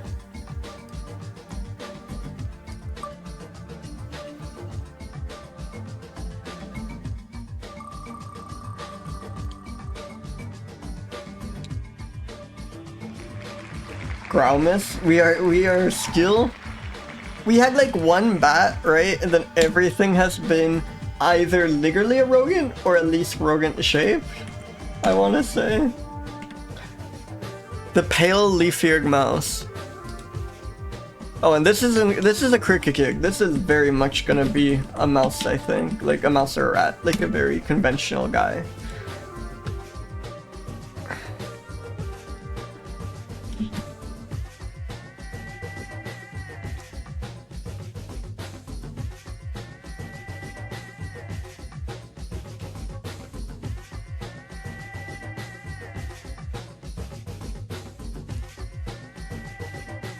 Nocturnal, lives in transitional forests, apparently breeds in summer, barely any information.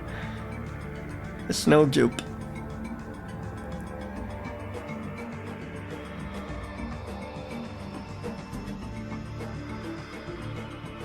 Number 721, though they call it the pale paracoat. Which is a much funner name, and easier to type, and maybe I'll go for that.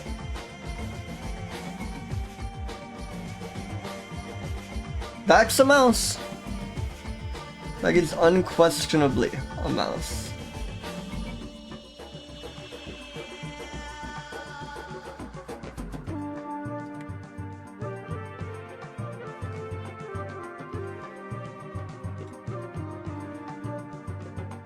I swear there are like monkeys and hooved animals out there. I know a lot of people came in from rigs. Just take my word for it. Only 40% of mammals are rodents. This is not representative. Though we have had some excellent rolls nonetheless, so maybe I don't need the disclaimer. Yeah, exactly. God. The leaf-eared is quite a cute descriptor. I'll give them that.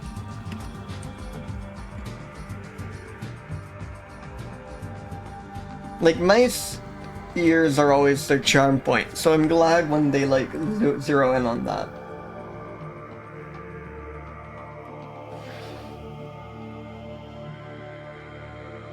Yeah, there really wasn't a ton of info on these.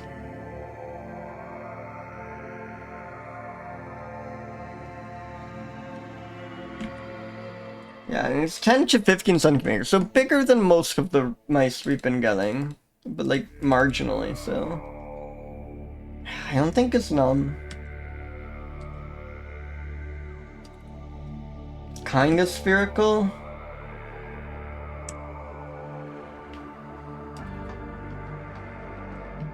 We gotta be like on our scale, maybe it's 67. It's like bigger than most of the mice and backs we've had.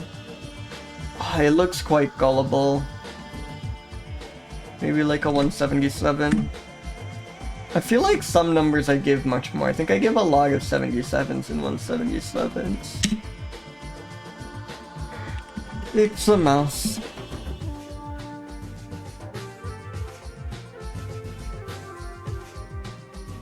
Is there anything more to say?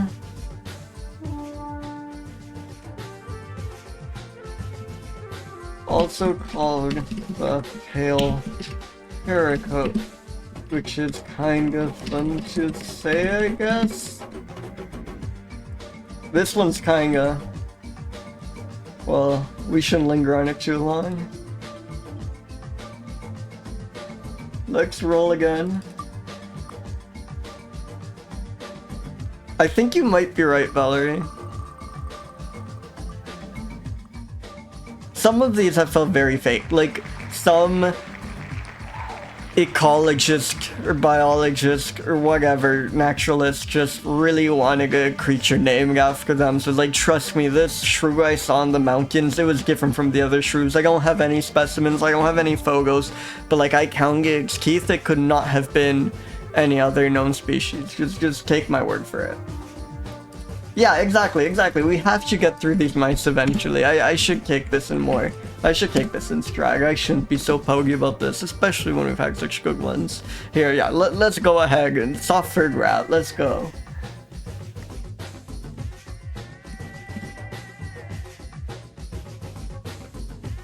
Miss Riley is a great... Do you think that this sounds like a teacher or something? Like, I wonder if, like, someone's class won a contest to name a newly discovered soft-furred rat. Like, why use the title Miss if it's not like that? Why not just Riley soft-furred rat, or like full name soft-furred rat? Miss Riley is like an insane descriptor to me. I just can't hear that as not being a teacher's name, but maybe it was, in which case it's kind of that's kind of awesome.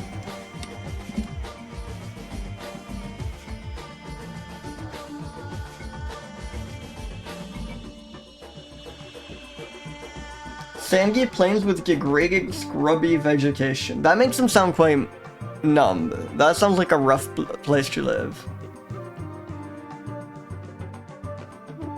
Terrestrial, nocturnal, and probably fossorial.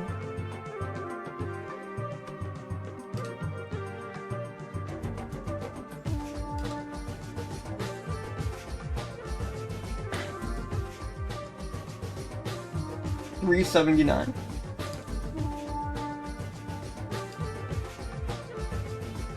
Can I just reuse the previous review? Is this one gonna be that much more or less gullible than the last?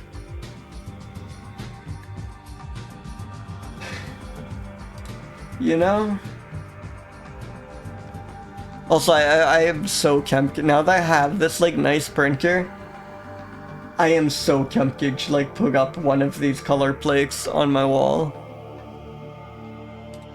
They're like decently high resolution, these scans. I could go for like a 13x19 print.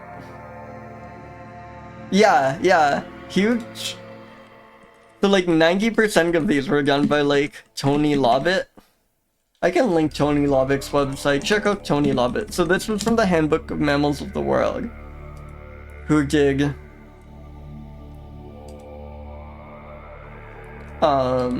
which is like the book, the noble science textbook version of my stream, in that they document every living mammal species, and he was commissioned to do most of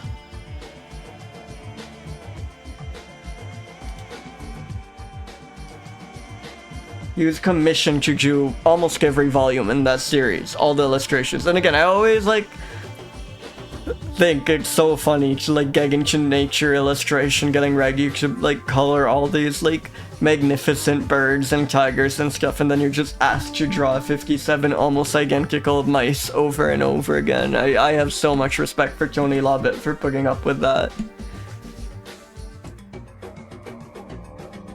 And maybe I'm wrong, maybe I'm like unfairly speculating about Tony's motivations. Maybe Tony like really just wanted to draw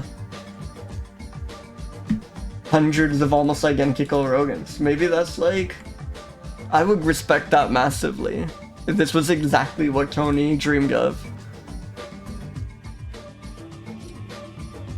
And they do a wonderful job. Like, I'm so happy that basically every mammal species not just has like an illustration, but has like a really nice, consistently styled, very clear, high quality one. I genuinely have a great deal of respect for Tony Lobbit.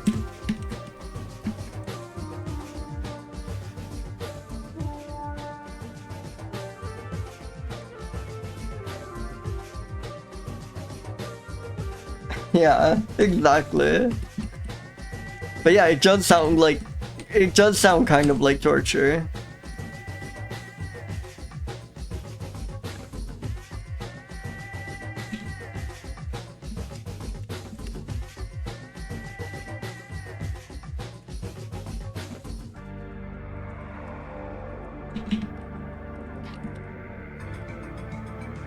Oh, this is another very long name. This is, I think, also 5 words with 1 hyphenated pair. So I guess this one ties the previous one.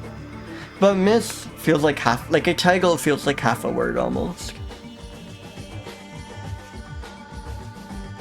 Maybe that's crazy. Though the possessive S, though I guess it's not like abbreviating anything, but you could make a case for this being like a quarter of a word. But like, is a title a full word? I guess it is, yeah. Maybe this is the longest name. Maybe there's a case to be made for that. I should go back and see if there's any even longer species names. There should be an upper limit. Maybe there is. Maybe that's why there are like many 5-word ones and no 6-word ones.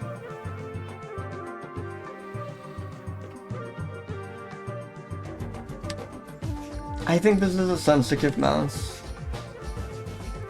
This one's a bit less spherical than the previous one, to me. Maybe even like noticeably less. Maybe there's like a 98 spherical. How big is this one?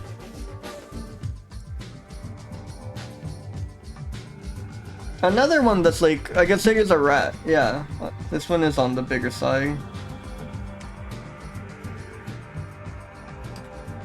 It looks slightly more discerning than the previous mouse.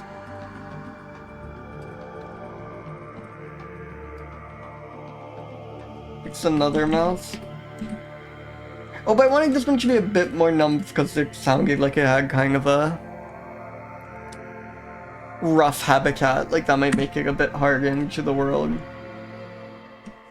Who is Miss Riley? All rodents today. I think that's all I have to say.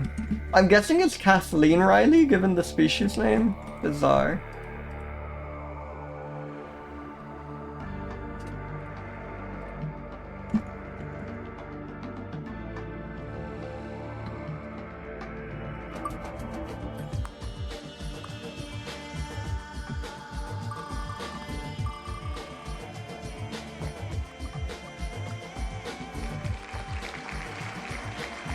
Cavia aperea. That's exciting. That does not sound like a mouse, but watch me, my words. Oh, okay, it's a mouse, but it's pretty good. Brazilian guinea pig, let's go. It's so shimmery, it's so shiny.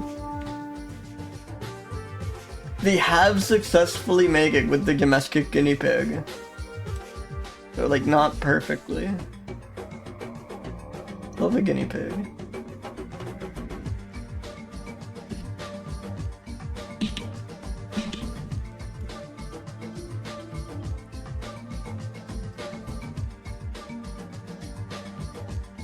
Whoa, is this an albino, or what's the other word that's like albino, but not? It's like actually leucanic or something? El Unico Blanco. Yeah. Leucistic, thank you, yeah. Is this like leucistic? Albino, or neither? Because most... Are these all of the same specimen? Like, are these... No, these are different observers, so I wonder if they are sometimes white like that? No, they explicitly say albino. It's weird that they're... I wonder if these are the same specimen photographed by 2 people? 3 people even? Yeah. That one's great because sometimes you get the color plate. Like, you know the plate we're just looking at with all the mice? Sometimes you get the one that, like, has capybara. Yeah. So that's what I thought was...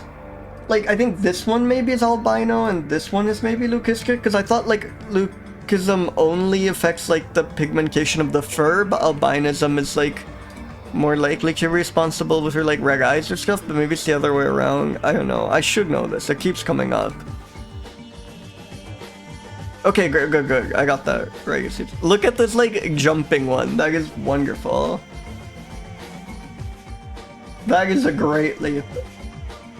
I think that's the winner.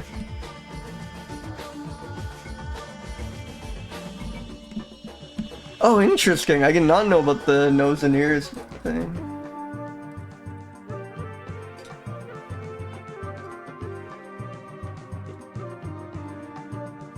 Yeah, I love this image. It's so funny. This is like the way a, like, gazelle leaps. This is such a, like, graceful and comedic jump. It is crazy that a guinea pig is doing this.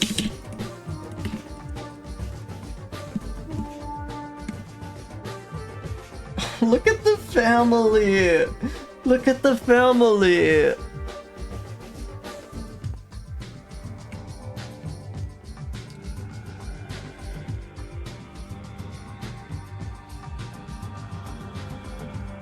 I know. Oh, welcome, go gremlin. Yeah.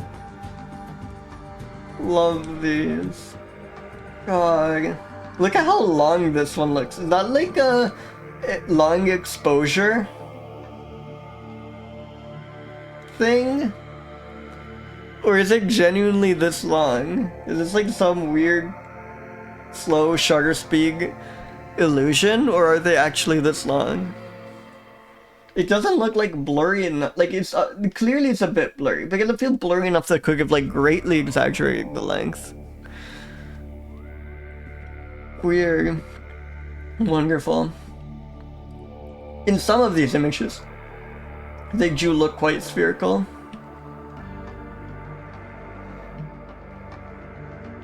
Yeah, I think they might just be stretchy like that. Like this image really makes it look like it. Yeah, it's incredibly lush fur. It's like such a nice deep brown. It's wonderful fur, really good color.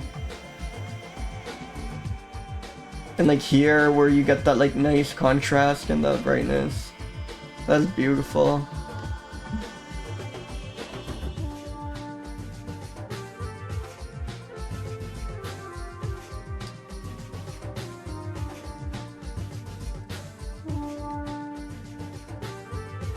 Okay, let's read more about the Brazilian guinea pig.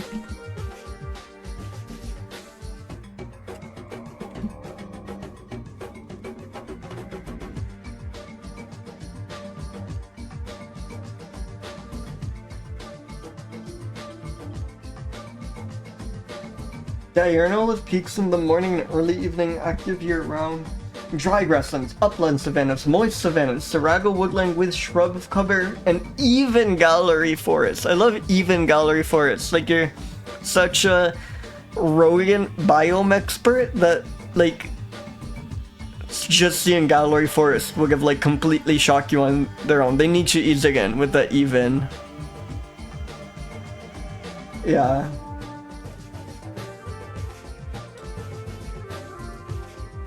Often occur in agricultural areas and along roadsides and railway right-of-ways. I think one of my favorite things about reading GBIFs is when there's like a hyper-specific man-made habitat.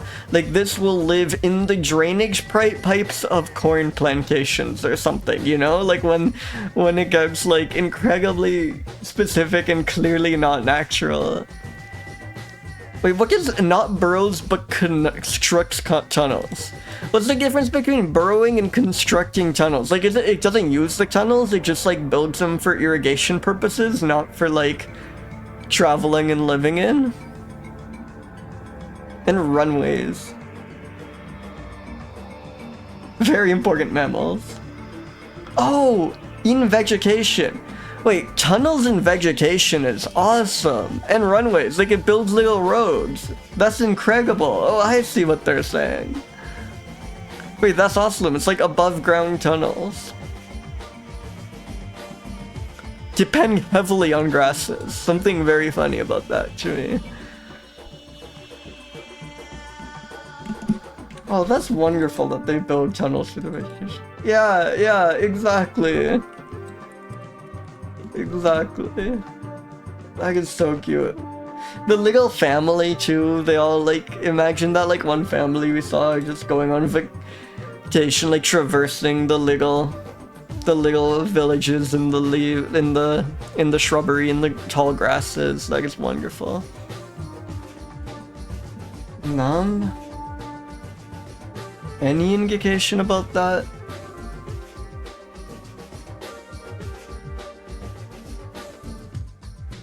Not really, just vibes. It looks a bit more hardened than the previous ones, and it's like in more like open savannas.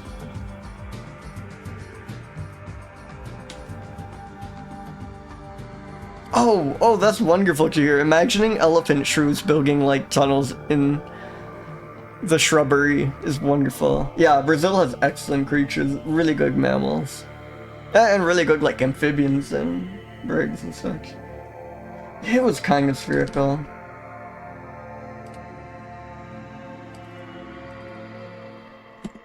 Yeah. I have family in Brazil, so I'm like very lucky to have gotten to go like quite a number of times, and it is an incredible place. 21 to 40 centimeters head to body length.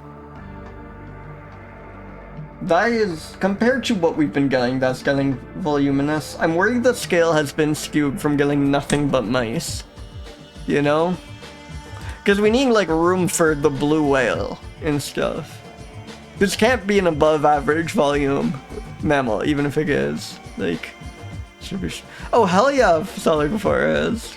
DM me if you need like I don't know if you'll be going to like Rio at all, but if you need like recommendations for things to do there, let me know. It's a wonderful city if you are.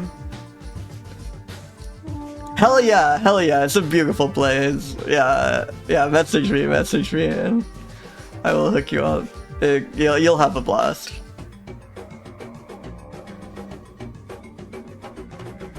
Oh, I think this one's like wizened. I don't think, not crazy wizened, but they're kept as pets. Like guinea pigs, they're kept as pets. It like breeds with a common guinea pig. Maybe they are.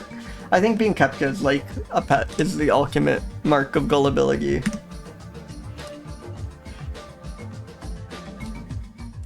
Oh yeah, breeds with common guinea pig. Moderate success. They build little tunnels and runways in the vegetation.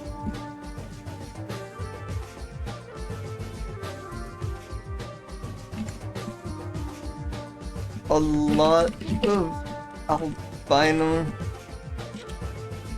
Nyctophilus specimens on iNaturalist, it seems. Love this.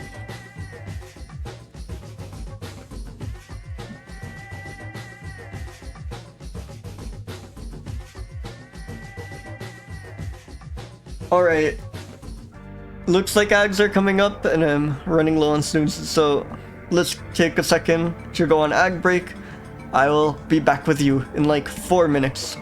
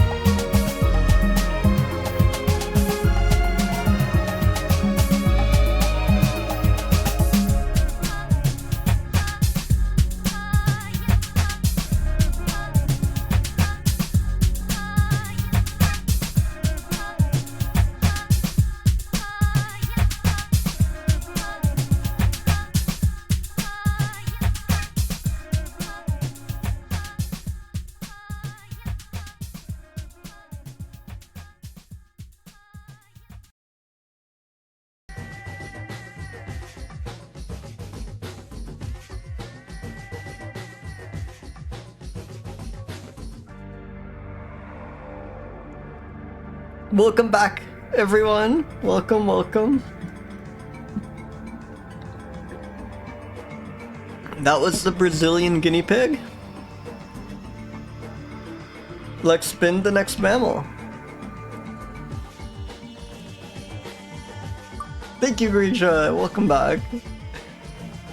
Welcome back, yeah. Thank you, everyone.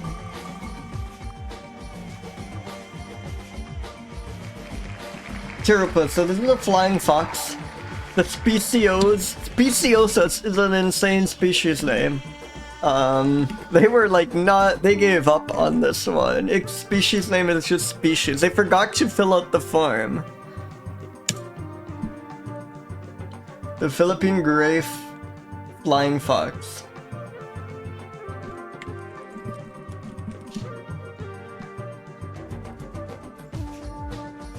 Man, we always get pictures for flying foxes, it seems. Like, there's so many of them, but a lot of them photographed. Yeah, species name here.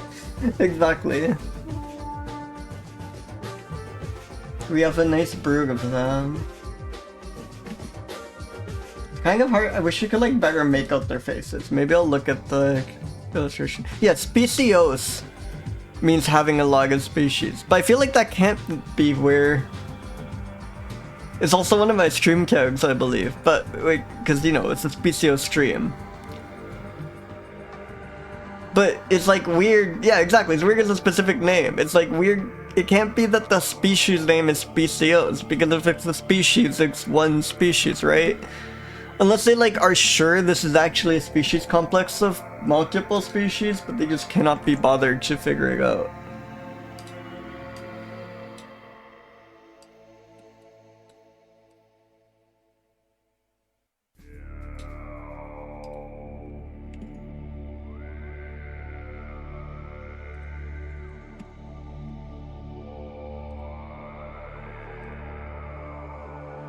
Wait, that's wonderful! That's wonderful on multiple levels. Hey, welcome Captain Cube, welcome, welcome!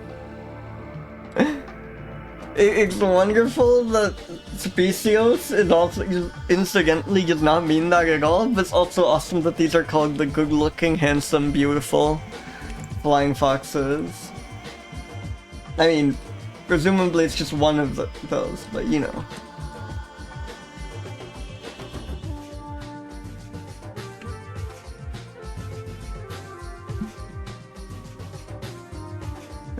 I always spell Philippine wrong somehow. I'm like so bad with duplicated consonants. Hey, well, yeah, welcome in, Cube. Great job, you. We are reviewing the Philippine gray flying. I cannot spell. I cannot spell. There we go. Gray flying fox.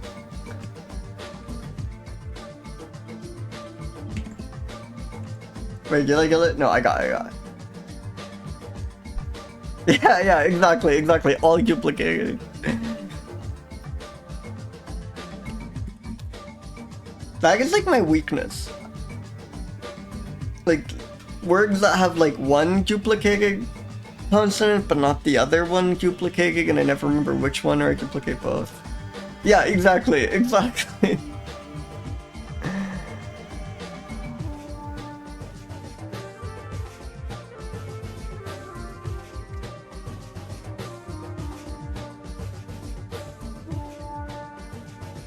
Tolerant of human disturbance. That makes it sound kind of numb. Roosts in coconut palms. Whoa, today's backs have been coconut loving, it seems. Very small, restricted to very small oceanic islands. Oh yeah, it really is.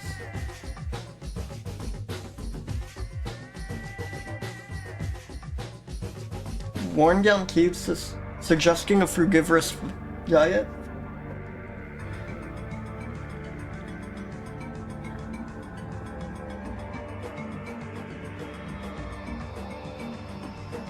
Colonies contain 2,300 individuals. I mean, you can kind of see that from the image we had. Like, it's like a pretty big colony, but holy crap. These live in groups of 2,300. These have like cities.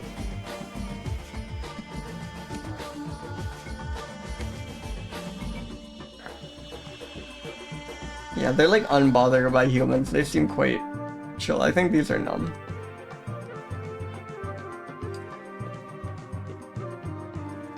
Spherical? Not really at all, right? Like backs are, well, some of them are kind of spherical, but not flying foxes. I mean, these are probably a lot bigger than most of the species we've gotten. Wait, why doesn't it just give its, like, head to body length? If its skull is 5 centimeters and its forearm is 12 centimeters, it's gotta be at least, like, 20 centimeters long, right?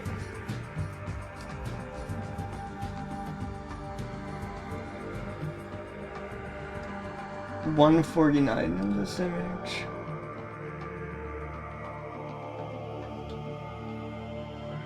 Oh, I guess it's on the smaller side for a flying fox. Also, very, very prominent penis on this one. But still, like, what, 30 centimeters long? Like, this is still a foot tall. Yeah, is this Cos? This has... It's probably chill, right? That penis is probably okay.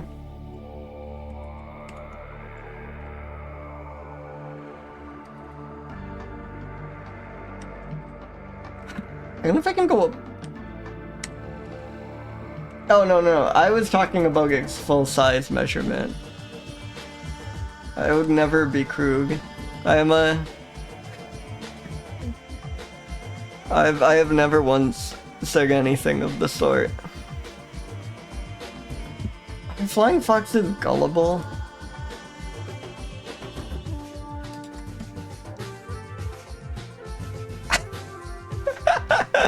Yeah.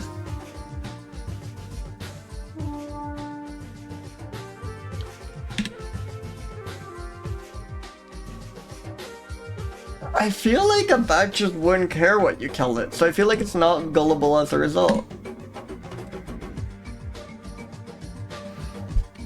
Colonies of 2,300.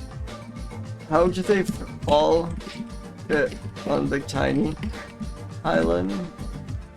Prominent wiener, it seems. I think that's good for these. Oh yeah. They forgot to fill in the blank on your species name on the form.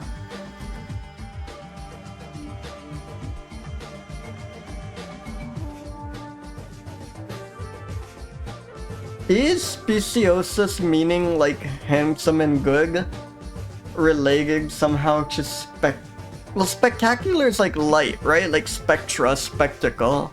So probably not, or maybe it is, just like obtusely.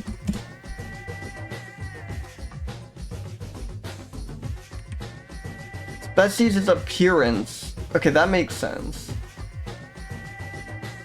So does the English word species come from the Latin for appearance? Yeah.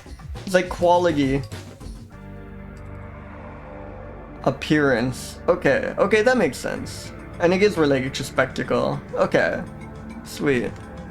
That's neat.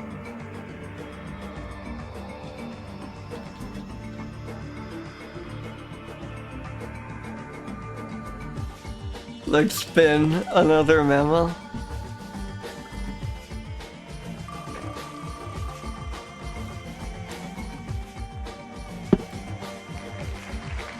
Nomascus concolor.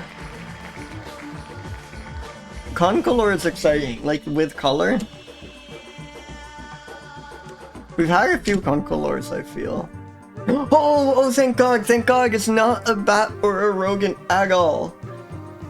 Oh shit, it's critically endangered though. Wait, we gotta get an image. Before we get anything more. Black crested gibbon, let's go. Oh yeah, it's talking about this like golden coloration. Look at that. We are so back.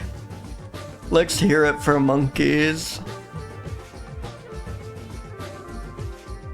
God, it's like, it kind of sucks. I know, there's so many Fogos. Are these all like under restrictive licenses? No, this is attributional non-commercial. Wikipedia could totally use this, I think.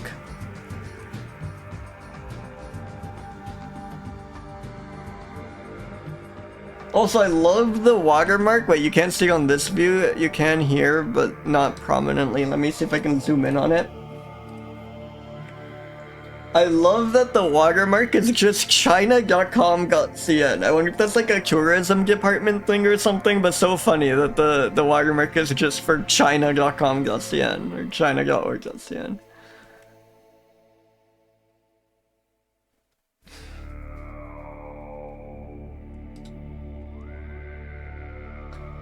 It's like kind of sad that every monkey we get is the most like spectacular creature you've ever seen and critically endangered.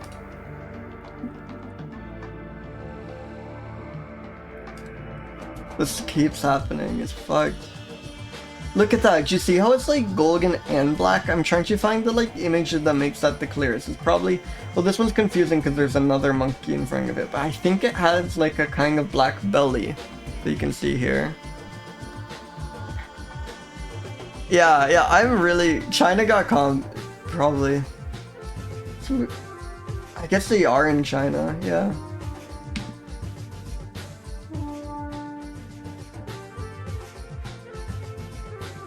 Crazy.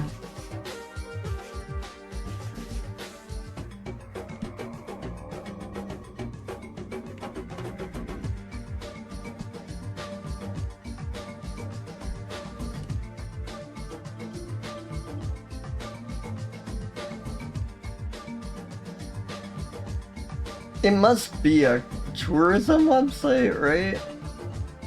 Yeah, I love this one. The like the way they extend their arms.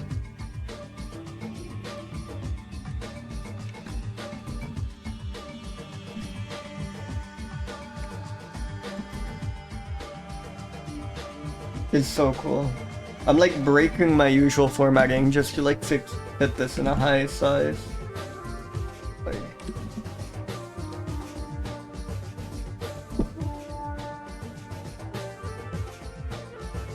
Oh, so this is a male-female thing. I guess that might be kind of obvious, but the males are completely black and the female gibbons are golden with the black stripe on the front.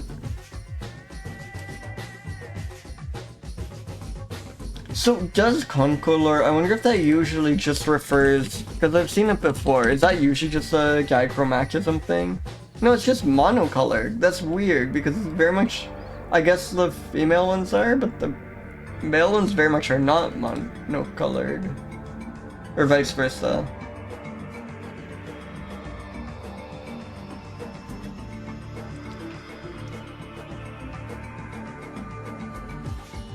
Live arboreally in small groups. There's largely...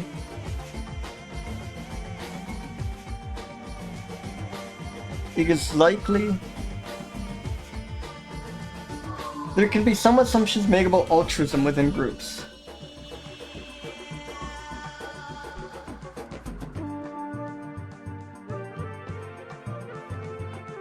Oh, so it's like they don't know which one are their kids, so they like all raise them together. That's wonderful.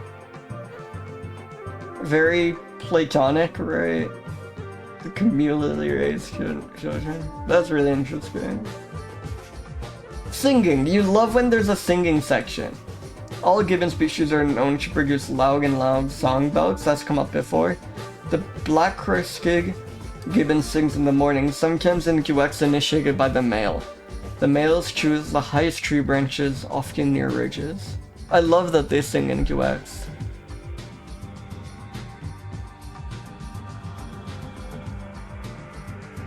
Gray langurs are suppressing their comeback.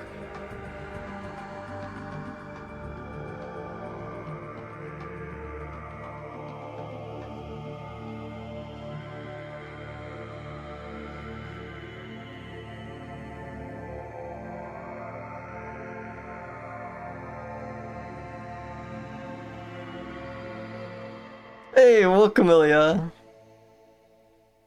Yeah. Yeah, exactly. Solid forest. We're looking at the black crested gibbon right now.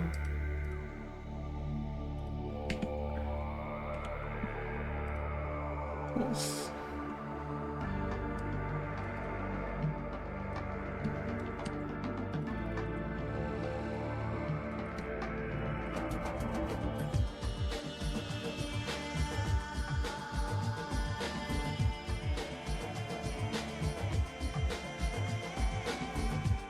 Number.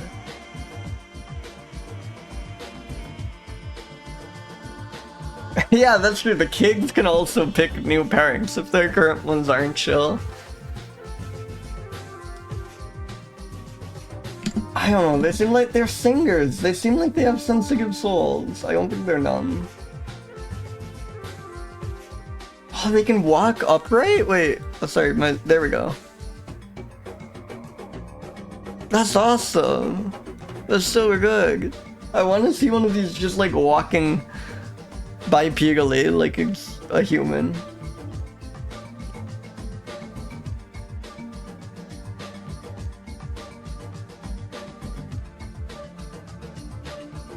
These are, yeah, gibbons are crazy. Like our closest non-gray ape. I'm always obsessed with what our next closest ancestor are, and gibbons are the lesser apes, right? They're our closest non-ape relatives.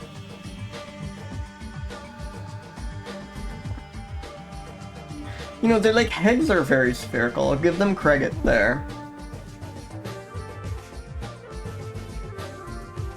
They're not like overall spherical, but they're not like zero spherical just because they've had they're like they actually have like quite a lot of roundness to them, even if they're not a sphere shape.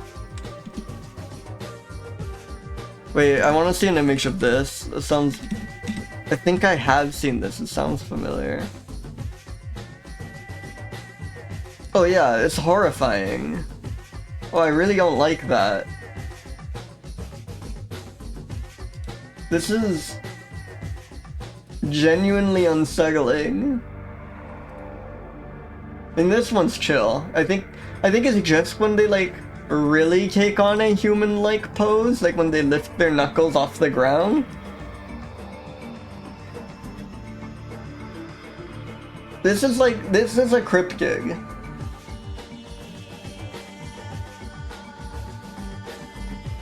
I overuse that, but this is a cryptid. Yeah, it's like wonderful, but I don't know, I also find this like genuinely terrifying. They're like very cute faced and they're really quite fun. But they're like just deeply unsettling as well. That's awesome. Thank you for alerting me to scanning gibbons. Yeah, they're very lanky. I mean, it's bigger than the things we've had before. For sure. This is on the big side, I'd say. Yeah, like 2 feet, 1.5 feet tall.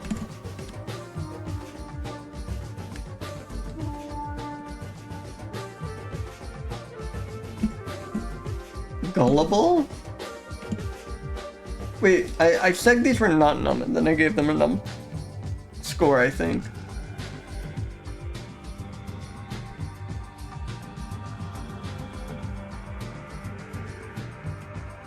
Apes are wise, I believe. I believe apes are wise.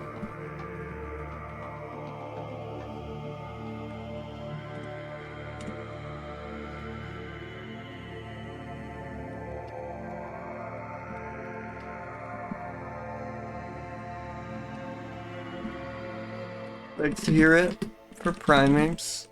They sing in UX. Lesser apes.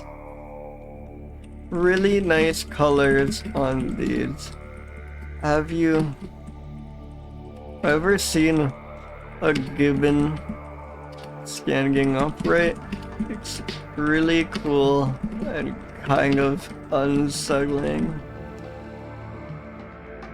Their arms are so long.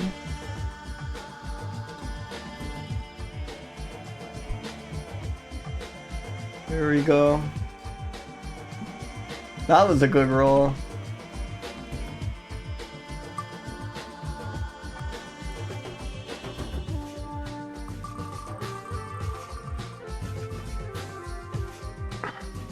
Oh, great!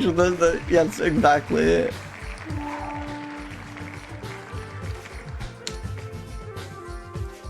Whoa, we had an Antechinus, and now we have a Thug Antechinus. This is the Fool's Antechinus. It's coming up. It would be, yeah, the Alexandria False Antechinus. That's so funny. Look at it. This is very spherical. This is great. It's kind of dupe-shaped.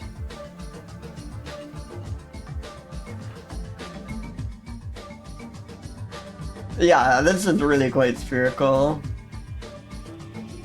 These small vertebrates, again, the Australian, the marsupial-like version of rodents are terrifying. Look at that range. That's crazy.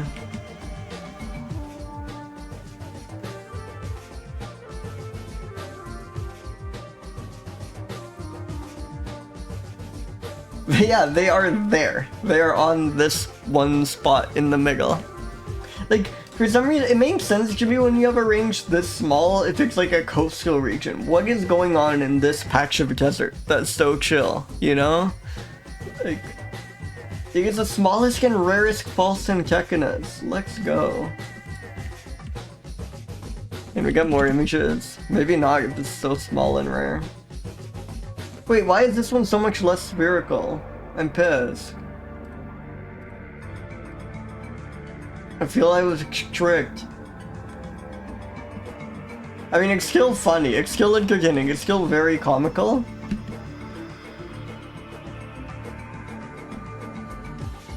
Yeah, I wonder.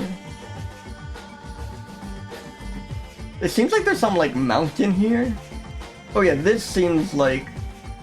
This seems very Oasis.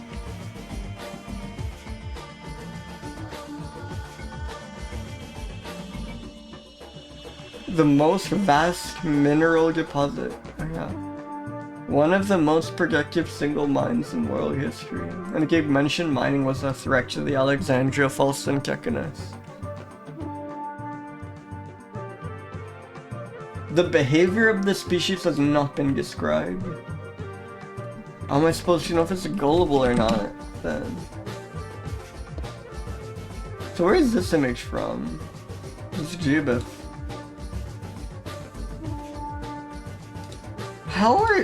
How are both of these the same species? What the hell are you talking about? Is this like a juvenile or something? What do you mean?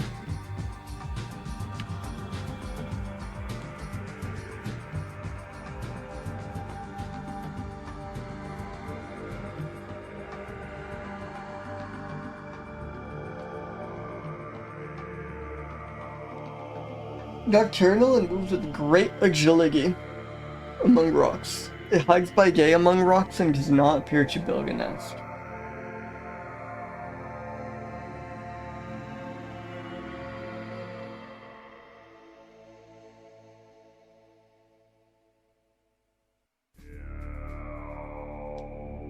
Oh, awesome. They're like...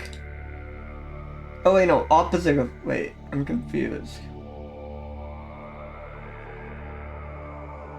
Oh, I see. They're like getting rid of the grass this thing eats to like replace it with grass that's like more preferred by cattle, which is a threat to it. That sucks. I thought the opposite was happening for a sec. And yeah, feral cats, of course. Fires, mines.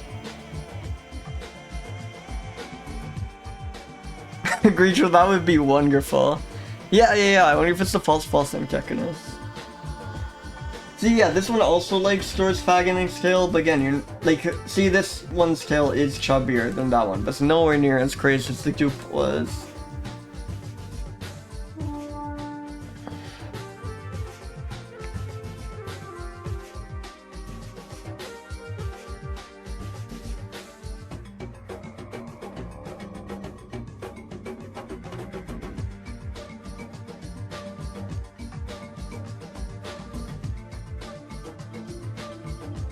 feeds voraciously on various insects.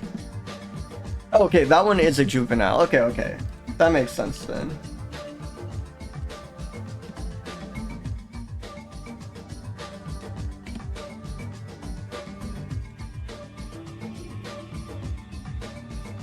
Whoa, wrong layer. There we go.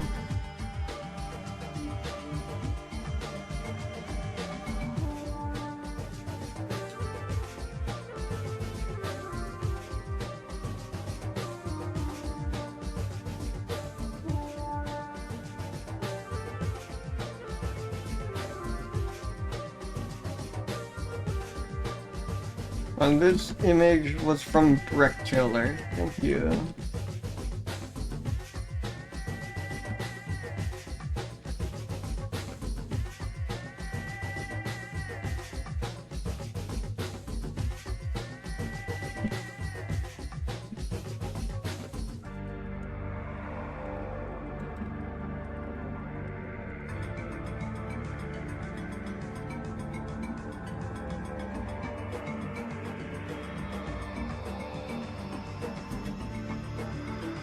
Numbed?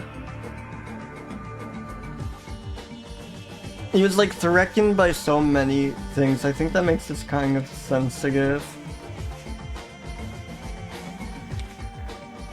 It is very spherical. It's the smallest one. It is very small. It's quite voluminous for its size. I think I'd still have to give it like a 41 or something. It looks quite gullible. Though it did seem like it was very agile, it hid behind rocks. I think maybe this one does actually kind of have it figured out. I think maybe it's only kind of gullible.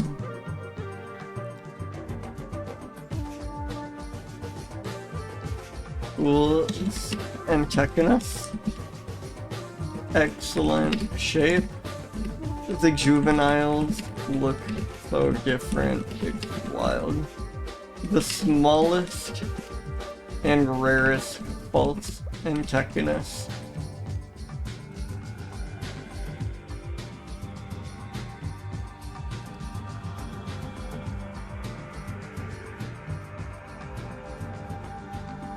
Alright, let's review another mammal.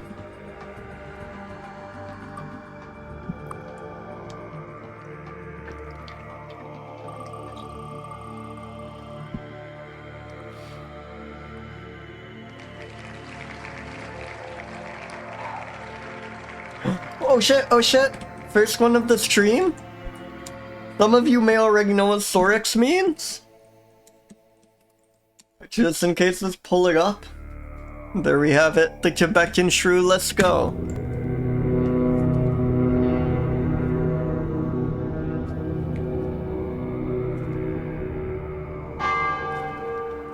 Shrew 38, holy shit. So many shrews. Hey, welcome Hoborg, welcome, welcome. Thank you for gigantifying.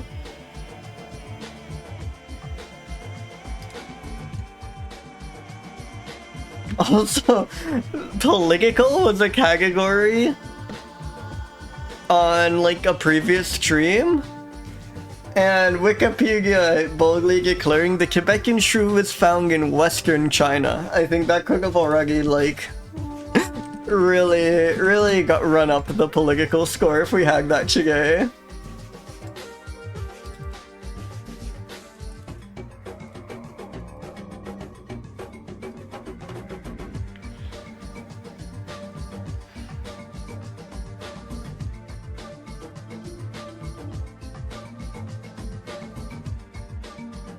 The original description of this species is not very helpful. That's wonderful. And the holotype in the Chomsky is now considered to be lost.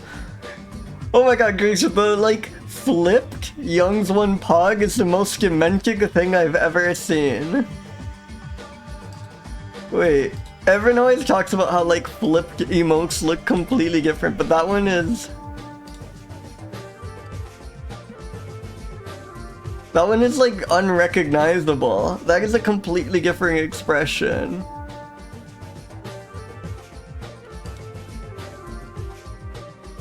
I think it's because it looks like the face, or at least my brain read it like the face was still facing towards the left of the screen, it's right. And it was now just making like a face of anguish rather than a face of excitement. Like my brain didn't read that as a mirrored image, but like an emote facing the same way, but making a like tormented scream emote. And now I wonder if anyone reads the original Pog like that, as making this like anguish scream instead of this excited one. Also, I love the spinning the mammal. You see what I mean, right? Like there's, depending on whether you think the face is looking left or right, it either looks excited or terrifying. I always meant for it to look excited, but I wonder if anyone reads it as the other way.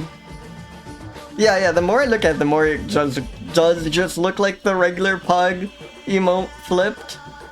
But like, when I just glanced at it for half a second, I like read the emote wrong because I was so used to the Pog emotes facing the other way, it like melted my brain. The more I look at it, the more it doesn't make sense to read it the way I initially read it.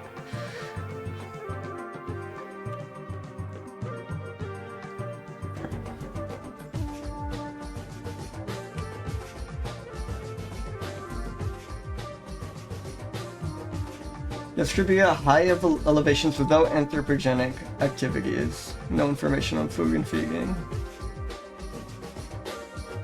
Moist coniferous forest and shrub. I never would have thought there's like moist coniferous forests like out there in Tibet. I thought that was like all desert and shrubland and savanna. That's kind of crazy. But it does seem like they're still shrub. It is still a shrub dweller.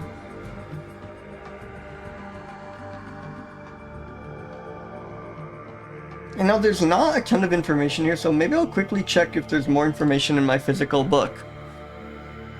Because again, I'm very lucky to be both gifted for Christmas a copy of Volume 8 of Handbook of the Mammals of the World, the Insectivores, Sloths, and Colugos edition, which of course includes the shrews.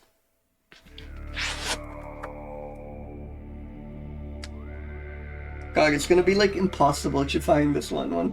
Well, I just have to look for the species name and not look for just all thorax, because there's way too many of those. Tibetan shrews on page 405. I will tell you if there's any more information in my book.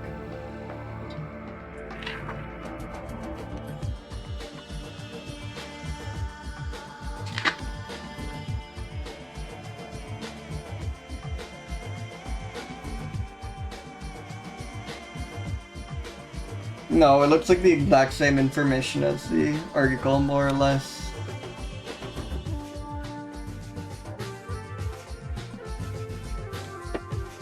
Yeah, it looks like Jubith got everything.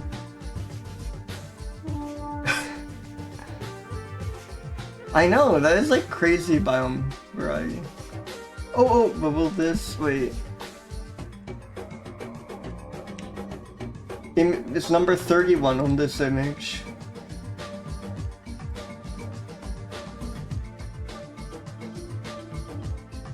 Oh, I love the bicolored ones on this plate. I'm very excited to roll one of those. Like shrew number 27 or 26 here. Or 19 or 20 as well. And to me, number 40 is like the classic shrew, the icon of shrews. I think that's like really close to the like one I used for the shrew counter increment. I should really figure out which species that is. It's probably not very hard. I think it's just one of the first images that comes up when you Google image search shrew. But anyways, which one did you say this one was? 31, yeah. This is a really like scrappy looking shrew. Kind of seems like it's a bit tattered.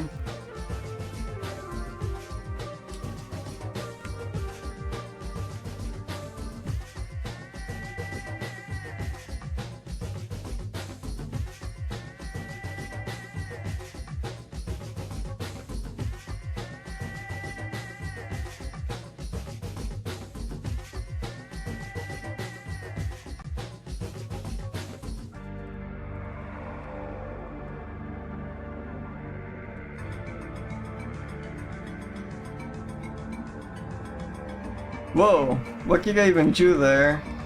Crazy, that bulgari, I think.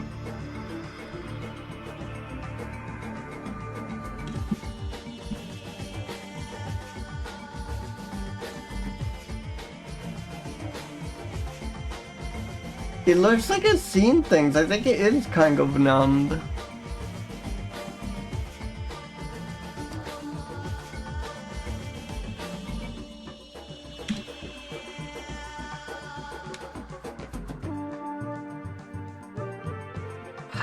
It's not super spherical, but it's kind of round.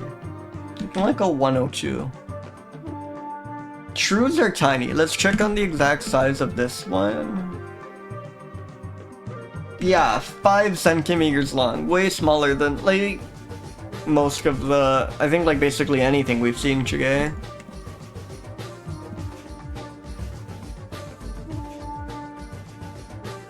It had such a trusting look to it. Those, like, eyes. I think it gets kind of gullible. Though, you'd think they'd be shrewd. But I actually think there's no connection there. Etymologically. I think I looked that up once, I'm not sure though.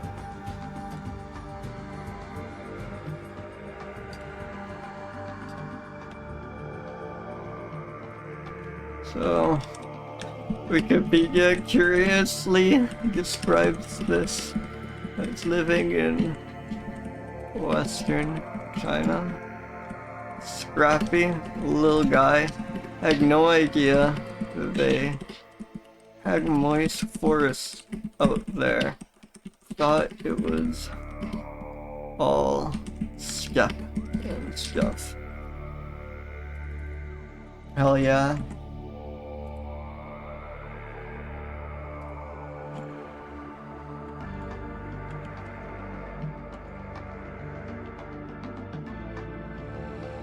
Let's roll another mammal.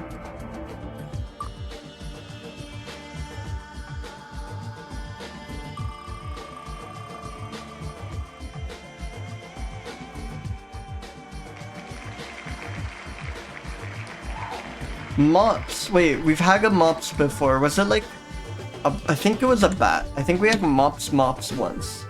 It could be a mop though. We can't rule out it just being a mop. That's like Occam's razor, right? It probably is just a mop.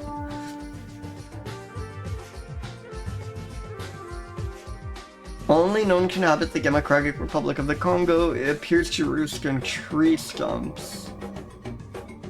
Very little is known.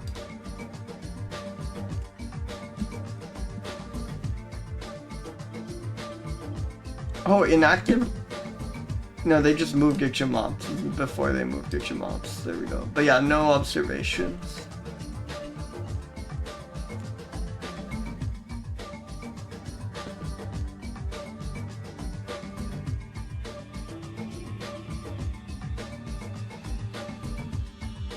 Look at that range. Like, we found one guy. He was here.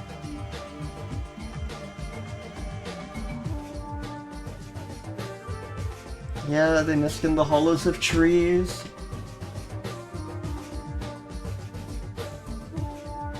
No grizzling or spots. Might not even be its own species. Okay, we just gotta hope there's an illustration. Wait, there is not? I mean, there probably is, but it's cut off. Well, there are some, like, insane backs on this page, though. Look at these are aliens.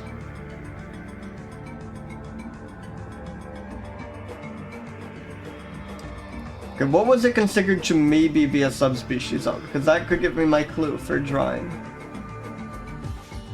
Well, this is 25 of the exact same bat down here, and then 25 of the exact same other bat up here.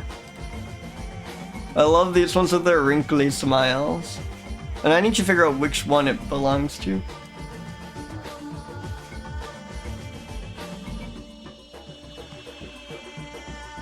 Mops congicus. Yeah. These are like weird. These are like sharks that have been palette swapped to look like bats or like whales or something. This is an aquatic creature. Maybe like a dugong.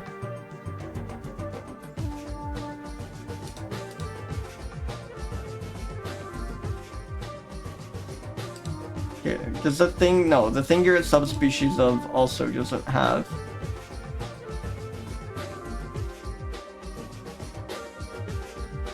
Also doesn't have a picture. Or you were considered to be.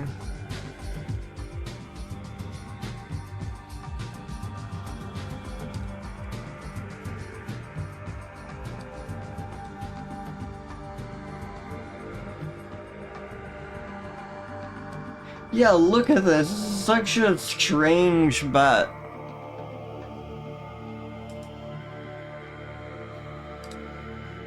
Just bizarre.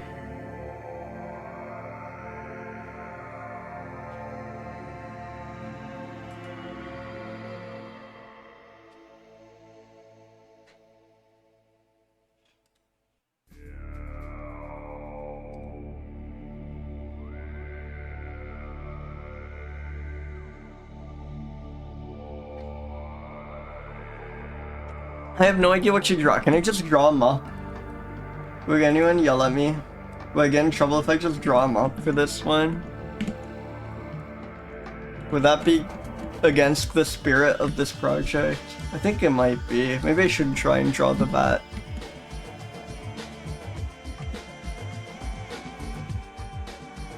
I'm gonna have to draw so many of these.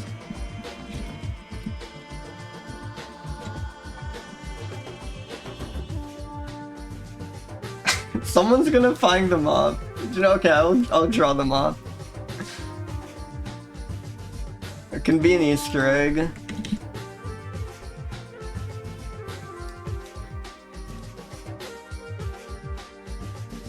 It's a good mop color. The handle should be something like this.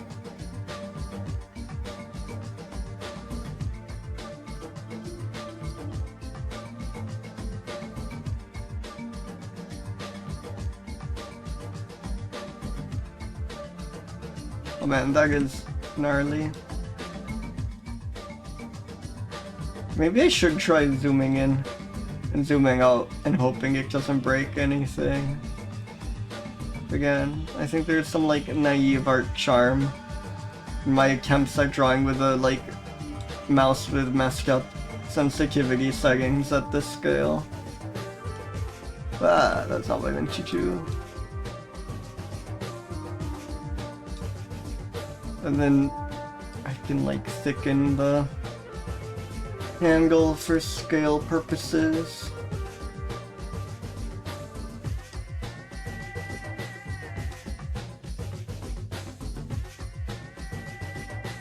There we go, that's lovely.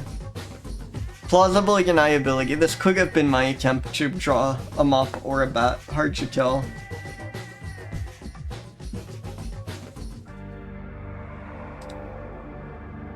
I do love this like Google image results that is like half bats and half mops though. My desperation search. And then one whale, which is correctly on the this is the iNaturalist page for this subgenus of bats, presumably. There's just somehow a whale on there. Someone really misclassified this whale. Or maybe that is a bat. I guess I should trust the iNaturalist users. I'm an amateur. I don't know what I'm talking about.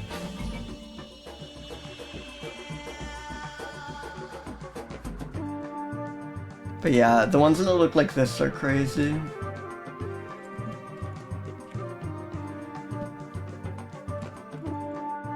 Numb. I think it like doesn't exist and thus is numb. Like, how can you like feel anything when you have no physical presence, you know?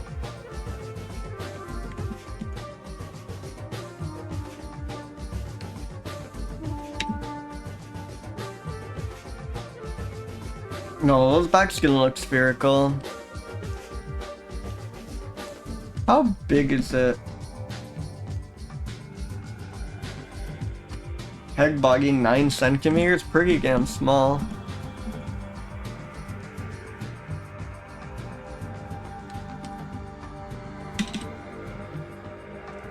And they're like quite, it's a bat, so it's like quite compact too. I think you have to be exist to be tricked, so I don't think they're gullible.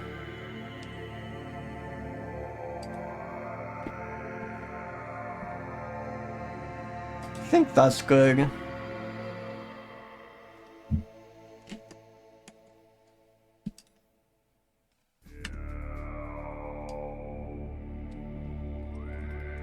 It's a bat. Roosts in hollow dumps. Could be a mop, though.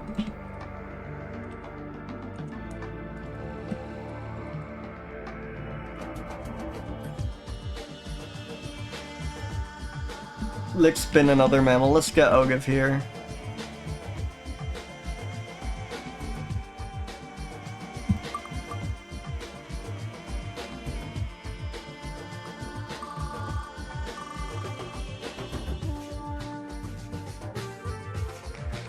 Grampus? Wait, Grampus is an awesome genus name. Also, I do love that, like, emote combination that you've been posting, Grigdra. It's wonderful. Grampus, holy shit. Oh my god! Oh, thank god. It's the only Grampus. This is our first and last Grampus. So make sure you appreciate it. I love this illustration, but yes, a dolphin. A dolphin is wonderful.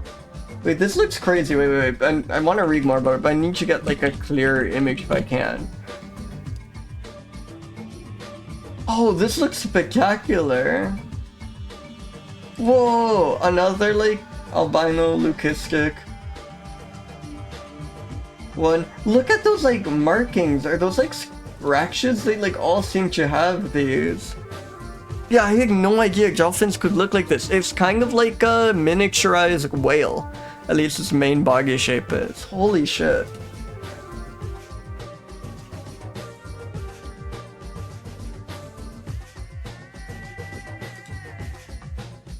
Holy shit. Okay, you kicked the good in the bag, Juge. For every like endless barrage of obscure rodents, we get a dupe or a Rico's dolphin. Risso. God, look at it. What is going on with those markings though? Why is it all scuffed up? It's wonderful, like I love it, but it's so strange. God. Majestic, look at like leaping out of water. Look at the colors on this one. This one's like made of marble. The lines are scars from social interaction. That is terrifying.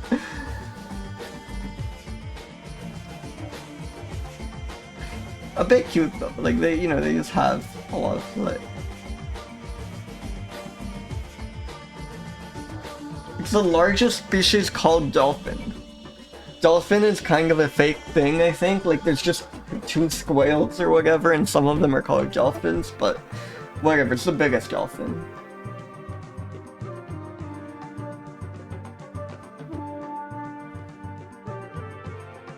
Tends to be unusually heavily scarred. Yeah, like male to male. Oh, but it's not like they fight more, it's just they're like worse at healing scars. They do not repigment their scars. Oh, and they're showing off! They're showing off the scars to look tough. At least that's a theory. The like lack of repigmentation may be advantageous as a display that reduces further challenges for males. That's so funny. It's like literally the grizzled veteran that's like you're scared to get into fight with because it's covered in scars. This is such an anime character. And yeah, you can like, but it's a way of differentiating species, which is individuals, which is kind of cool. You can like tell them apart by their bagel scars. But that is horrifying. I think these need to get, yeah. Really cool. I kind of think they need to like get over their whole machismo, their whole macho thing, but it does make them look quite awesome, so maybe it's fine.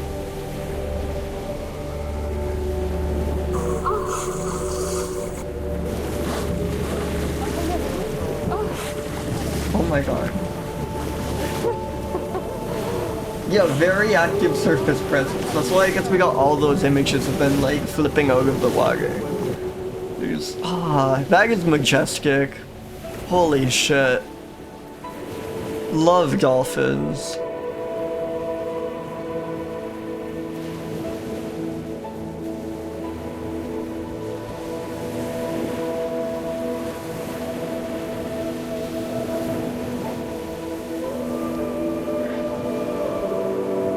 So cool, that's like a unique fingerprint kind of thing.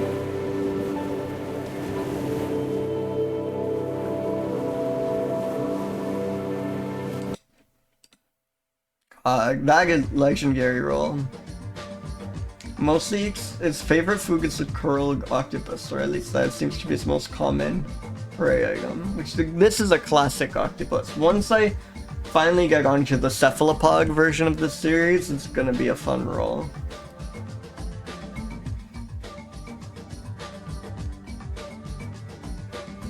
Yeah. Unfortunate, like fishing interaction. Occasionally held captive, which maybe increases their gullible score.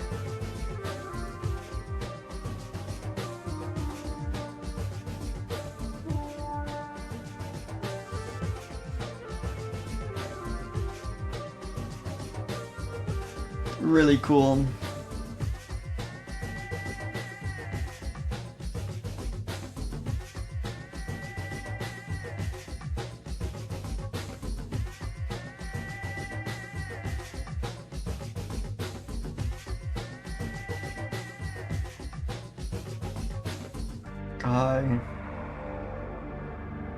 There's so many images too, that's kind of incredible. Look at this one.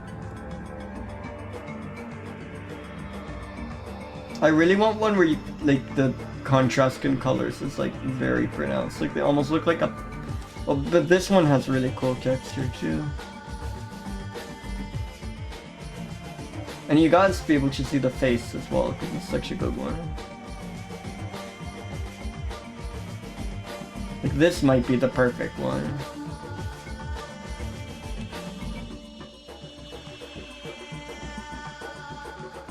Yeah, go give here Mops, congicus.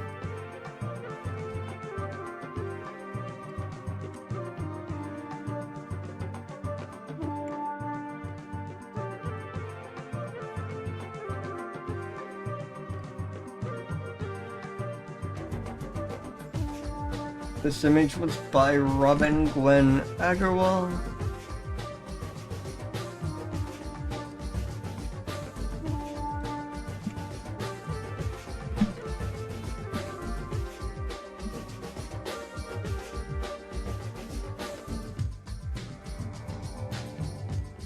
Grampus griseus. I forgot this was Grampus because I got so distracted by how like cool this creature was.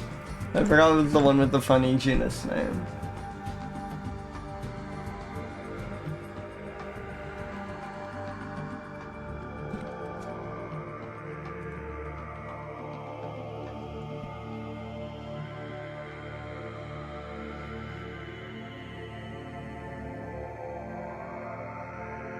Warbeck Grampus, exactly. It is also crazy how they like span, how so many marine mammals just manage to like more or less span the globe. Like that is, I don't know, that's so crazy to me.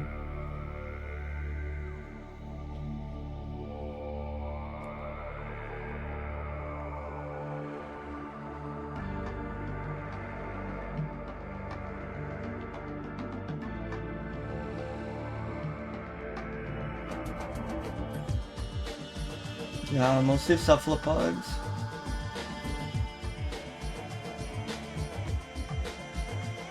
Hunting, vertically migrating. Vertical migration is so crazy. You really have to be an ocean dweller to vertically migrate. It is very hard for anything terrestrial to vertically migrate. The reverse jewel squig? Wait, I gotta look up the reverse jewel squig. I'm fascinated by the reverse jewel squig. It's pretty cool. Oh, it is Big Jewel. Okay, it totally lives up to the name. I was about to complain, but holy shit. Reverse Jewel Squig is a crazy creature name.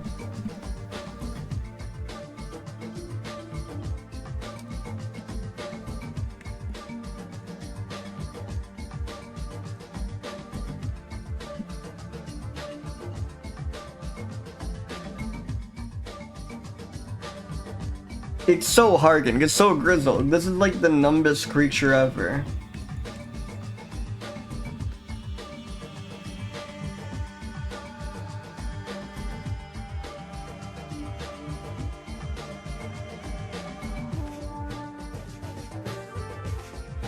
Not really spherical, but they are cylindrical, right? Which is kind of in the right ballpark. Maybe like a 117. It's the largest skeleton. It's way bigger than anything we've gotten. What was the size? 10 feet. 10 feet long. That's like... I mean, obviously, okay, it's quite thin. For its length, it's not very voluminous, but it has to be like a 186 or something. At least. Yeah, oblong spheroid. Yeah. But it's more cylindrical than, like, most mammals.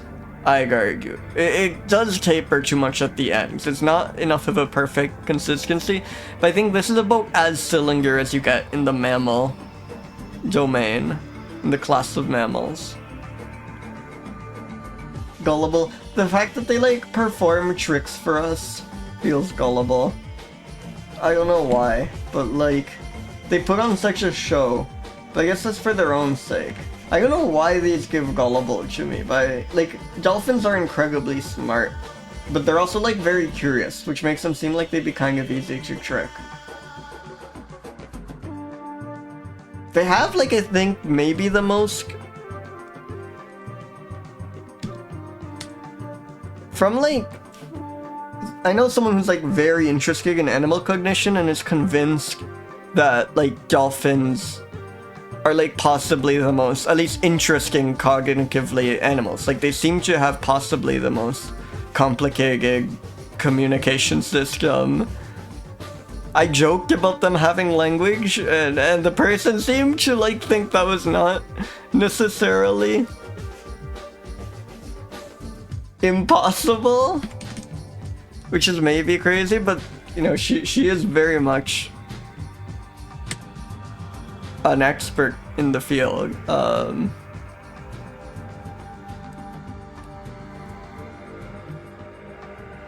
Yeah, exactly, Valerie. It's like, it has to be relatable. I was talking about this exact same phenomenon when we had the adjective tame.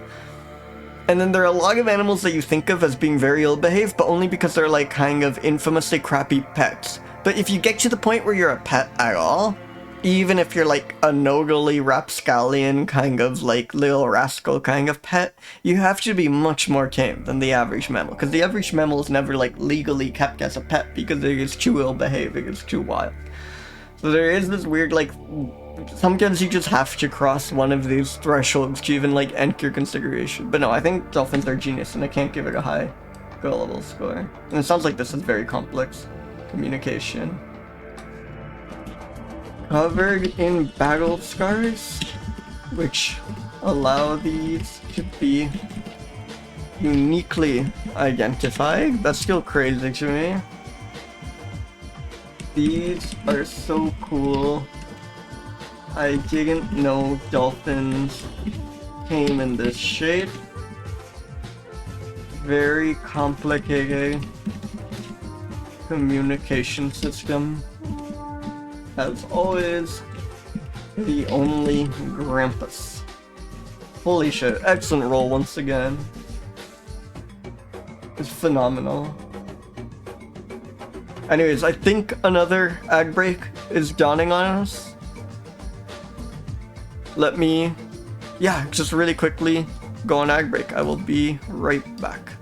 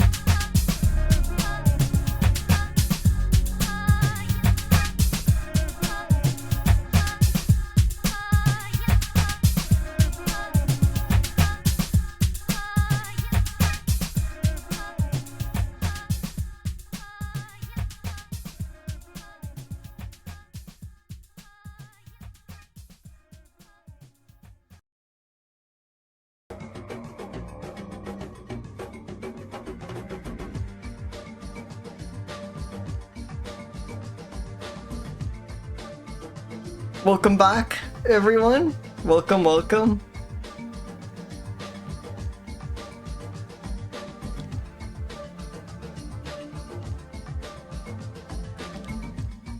I hope you all had a nice break. Let's spin the next mammal.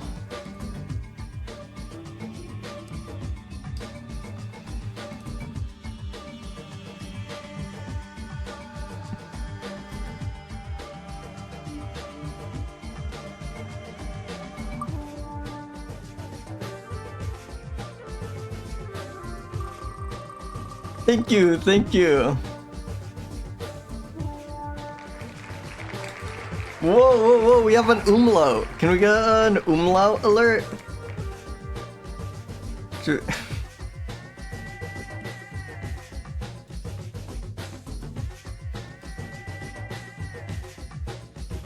I know, I've never seen a like non-ASCII character in a species name. That's gonna like break something. I'm gonna like... Can file names have umlauts in them in Windows? There's gonna be like so many automatic things I do with my like species database that are just gonna completely die because of this singular species. Also, yes, it is buettner without the umlaut. Buettner? Buettner? There's like a trick for German umlauts, which I assume is the language here, but I don't remember what it is. It's like you form one vowel and then swap to the vowel it's over. Or like you make your mouth the shape of one vowel and then read the vowel. I don't know, there's some trick. This is like Togo mouse. Okay, thank God, Wikipedia just does this standard romanization of UE. That was horrifying.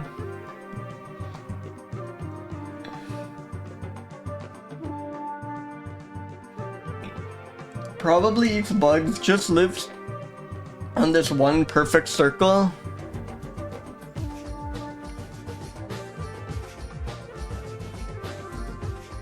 The entirety of known material for the species consists of a single poor quality dry skin, a fluid preserved animal, and a cranium and a mandible. The cranium and mandible are from different animals. The material is deposited. That is such a like strange way of speaking about it. The material is deposited in the Zoologische Museum of Humboldt University in Berlin.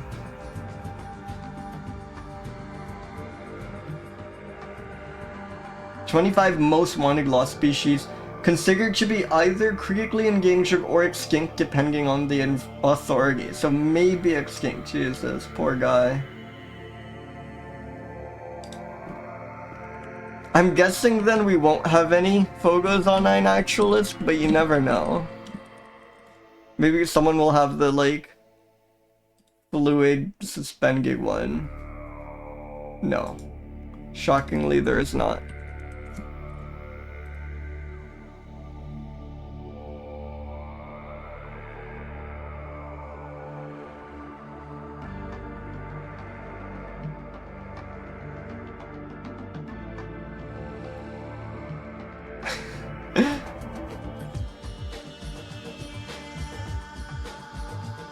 The stomach contents of the single individual captured comprise termites, and morphology suggests an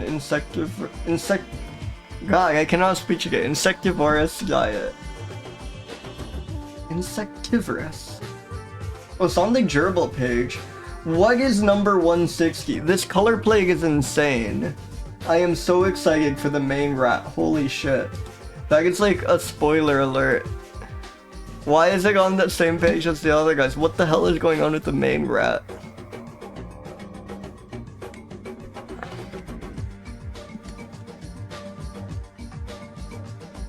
So it's 159 in this image. Oh, it's so funny. It's like among all the crazy ones, like right next to all the really exciting ones, it's the single specimen on this page that is just a normal mouse. Like, look at everything else here. Like, even the, like, normalish mice up here, they're kind of semi-squirrel shaped, have a bit of jerboa stuff going on. This is the one just perfectly ordinary mouse on the entire page, and it's the one we rolled. Wonderful. It does have a weird, like, shockingly short tail for a regular looking mouse. Schmouse.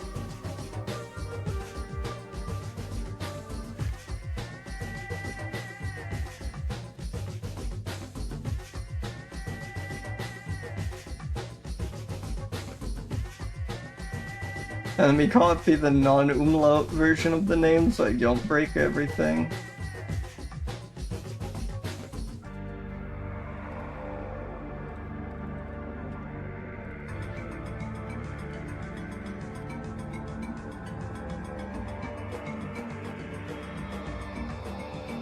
Togo mouse.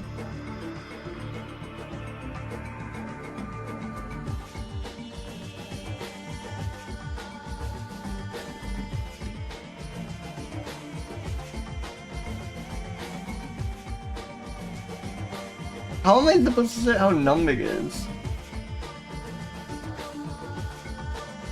It eats bugs. I feel that makes you kind of tough. I think this is kind of again, and also if you like do not exist, I think that's quite numbing.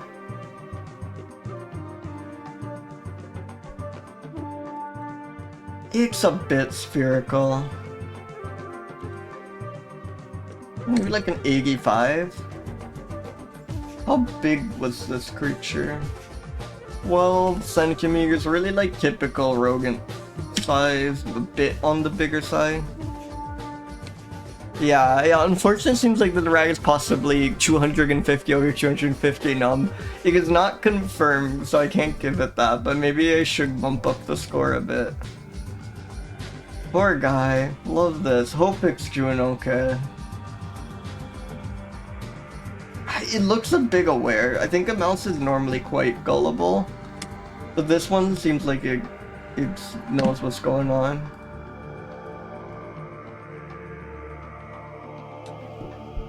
Known from one dry, poor quality skin, one specimen reserved in fluid, one manageable, one ranium. Possibly extinct.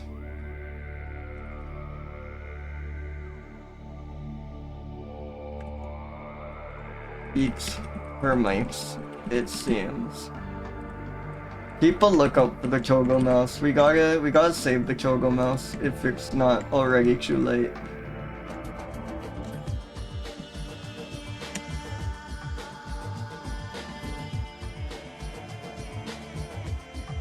Alright, let's spin another mammal.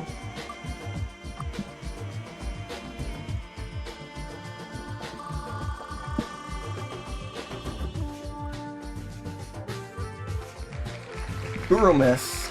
We've had an Graomys. The New Britain? The New Britain Graomys. Like not New England or Nova Scotia or anything. The Bismarck giant rat, never mind. New Britain, Papua New Guinea. Whoa, it is New Britain. Whoa, that's the name of that like island. Who knew? I mean, maybe some of you get vigilant. This island here is New Britain, apparently. That's like the biggest island other than Papua itself in Papua New Guinea, I think. Like, it looks like it, at least.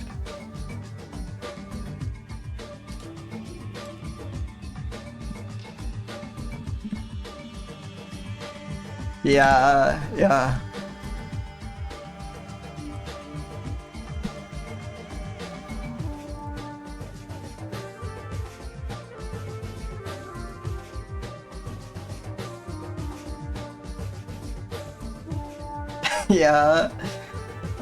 Unfortunate. Abnormally terrestrial.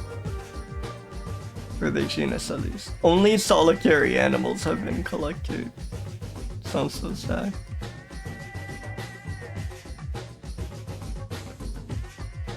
Apparently common, although it's known only from 5 specimens. It's a bit hard to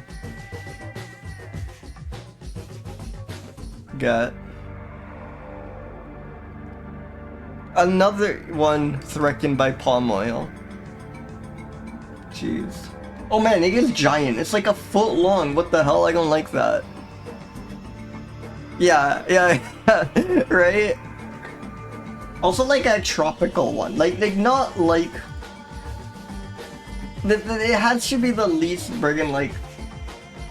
island. It's insane. Wait, I don't like that this thing is a foot long. That is very scary to me.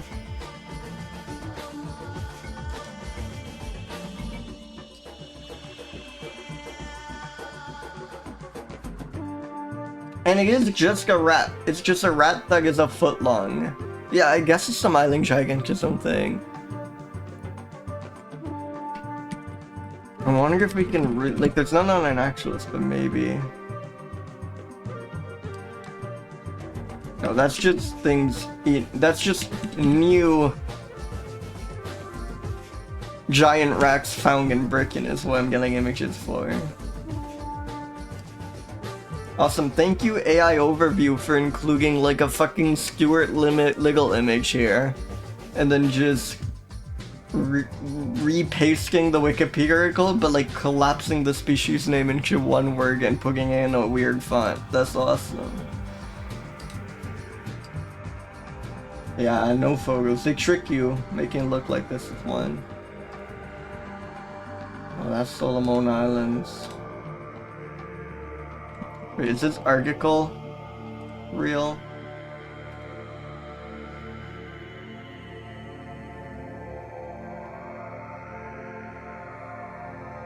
No. No, different species. Yeah, I mean, it's especially stupid about, like, any... You missed the gerbil. You missed a gerbil, at least. There was a very good gerbil today. Wait, I don't know. Have you heard of the dupe? I wonder if it's dupe or redirect. No, dupe is not. Oh wait, dupe is... No, no. Where's the dupe? Wait, 1 second, I'll pull up the dupe. I can probably just search dupe gerbil. Today, we rolled the fat-tailed gerbil, allegedly also known as the dupe. And it is, wait, I'm just gonna go through. We can have a dupe recap. Some people may have missed the dupe, and everyone needs to see the dupe. That is, like, arguably the best species we've had so far. Yeah, I don't know how real the name dupe is for this. It gives fantasy RGB. Yeah, but if you know the fat-tailed gerbil, you know the dupe. But we can quickly go through a Sign Actualist gallery again, because this was such a delight. But also, welcome, Gerbil Ninja. Welcome in. Look at this creature. It is so cute. No, hey, welcome, Pastor Poromo. I assume it's just like a cute shortening of the species name, which is duprasi. Yeah, right? And I'm glad everyone who missed the dupe the first time around gets to see it now. Look at this one where it's sleepy. Look at it. Anyways, right now we're doing the admittedly less cute Bismarck giant rat. Which is 318. It is quite a pretty looking creature. Like, this is a great golden color. And I think if it wasn't called a giant rat, I might be a bit less harsh to it. Though it is really quite clearly a rat. It'd be hard to do a PR cleanup on this one. But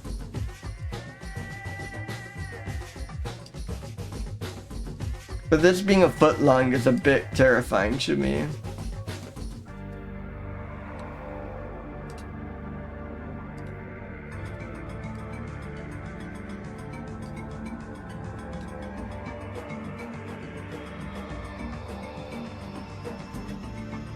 But yeah, we all resolved to get a pet dupe when dupe was rolled.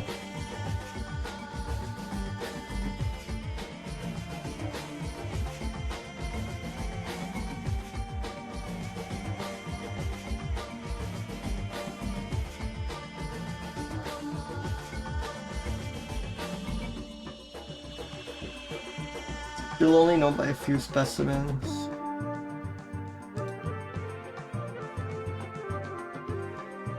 It's like solitary. It feels quite numb to me.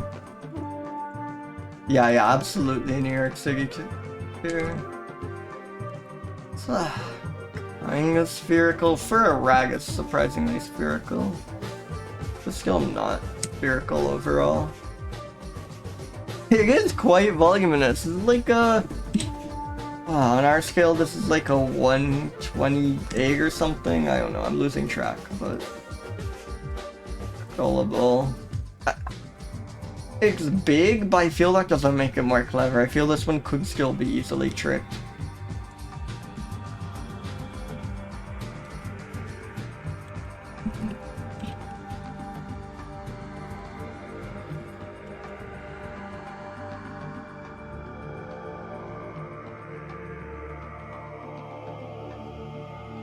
Oh, its name get.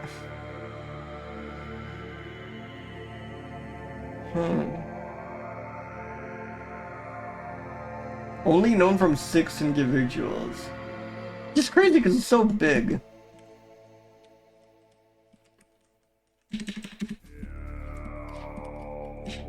No wonder there weren't any photos.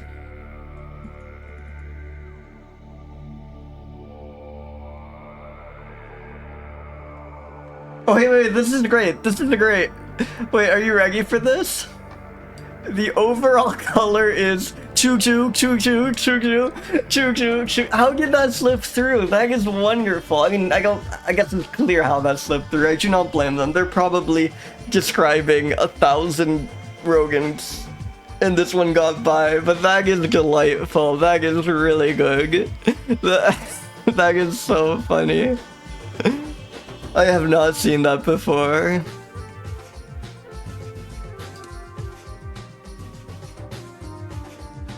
I have to include that in the notes.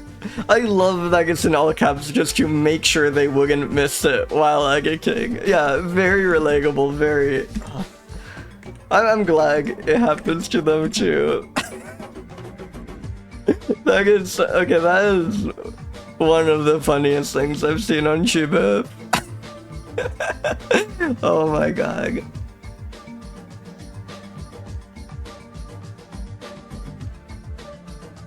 That's wonderful. Shoutouts to the Bismarck giant rat.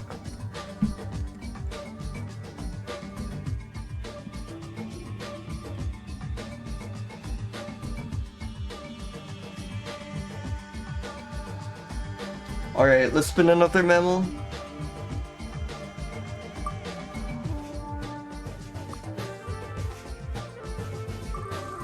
Oh, that's wonderful. That's very smart, Valerie. Crocidura! Okay. I know what this means. Some of you might know what this means, but I will pull up the article. Just in a second so you can all see. This is indeed a shrew.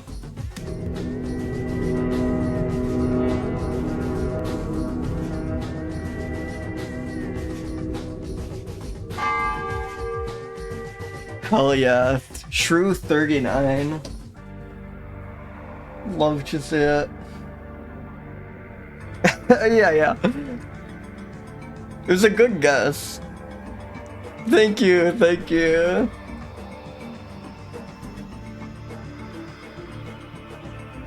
I hope you can't hear the car alarm going off too much. This mic has been like surprisingly good, but it's really quite loud.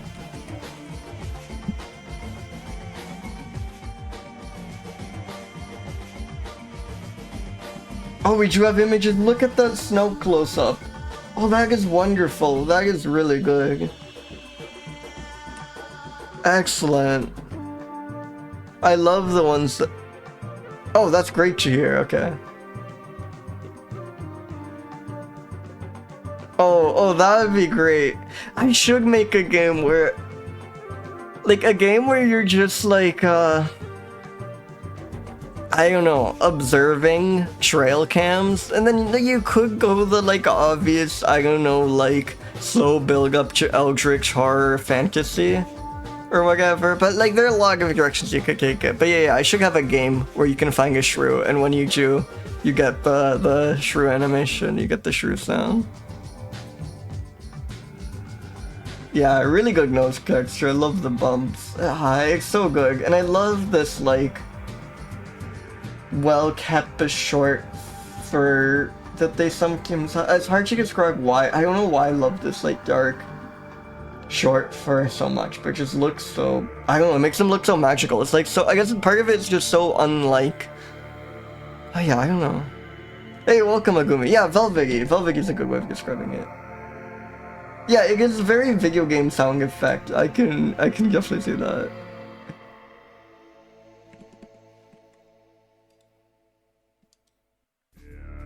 A game with collectible shrews would be quite wonderful.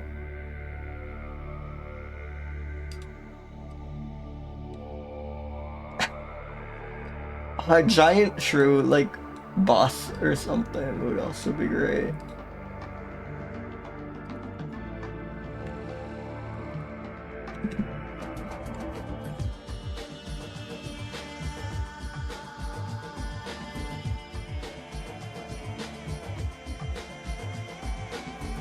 What's shrew? Beccarii, that's who's. Oh, I guess it's kind of in the species name, huh?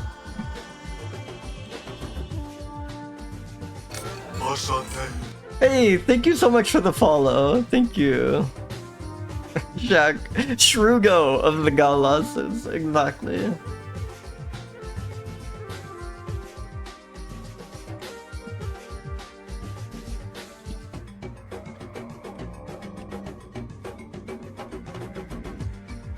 Yeah. Hey, welcome, Happy Killsker. Welcome. We're just looking at the Beccarii's shrew.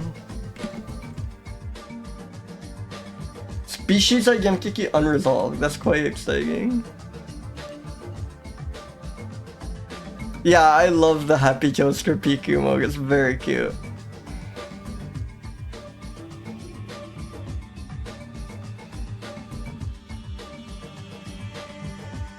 Yes, we get. Do not worry. Do not fret. We increment. We're almost at Shrew Porgy. That's the next one. We have 2 this stream.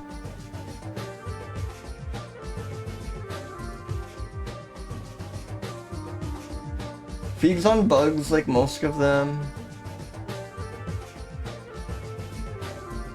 Breeding, no information. Habitat. Secondary montane and submontane tropical forests. Was captured on the floor of primary and secondary rainforest with sparse vegetation.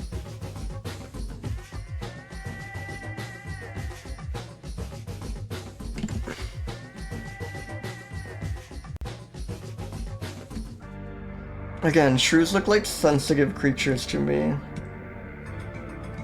Oh, and it's 39 for shrew 39. That's also fitting. It gets quite spherical. Again, it's like 2 orbs.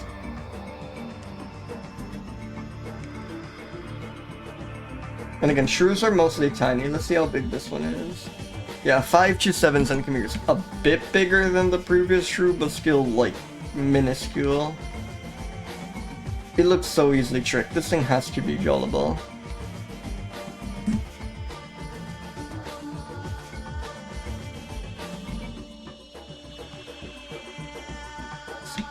Species identity is unresolved. Look at that image. Really picturesque shrew.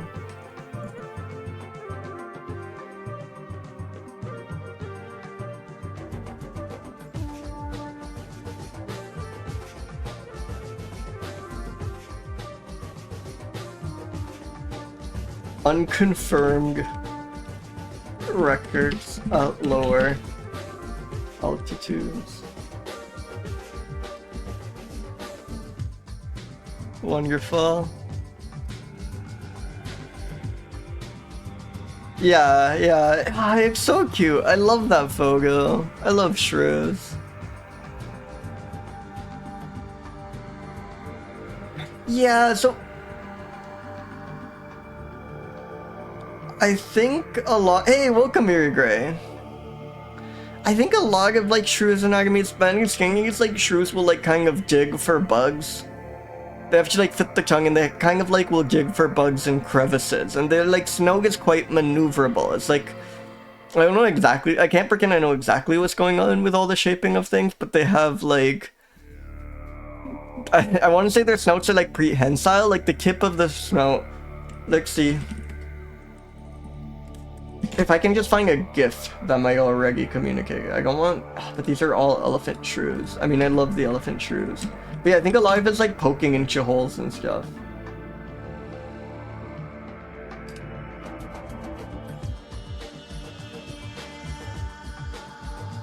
These are all elephant shrews. Okay, this isn't a GIF, but see how it's like snout is upturned? They're like, snouts are very like flexible. They have a lot of control over them, from at least from the like videos of them I've seen. They kind of twitch about.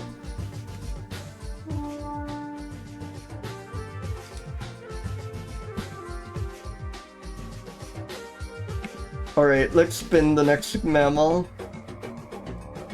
It's mammal number 20. I think I might call it on the next roll.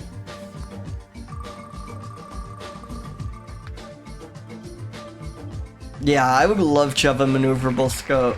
So, okay, Pachyuromys should be a flying fox. The Moluccan flying fox. Whoa. I like flying foxes, but they all look so similar. We need like a really crazy flying fox one day.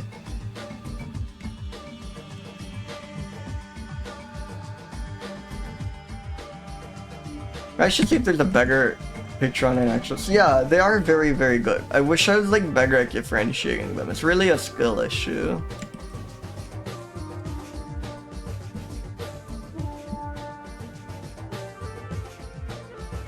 Okay, this one... I think I'm actually wrong. I think they do look quite different. Like this one, I haven't seen one. Like the tiny black ears, the golden body. I don't think one's...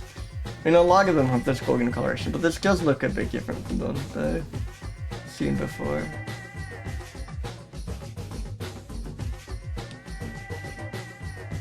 Oh, I love this one where it's like peeking over its shoulder. That's great.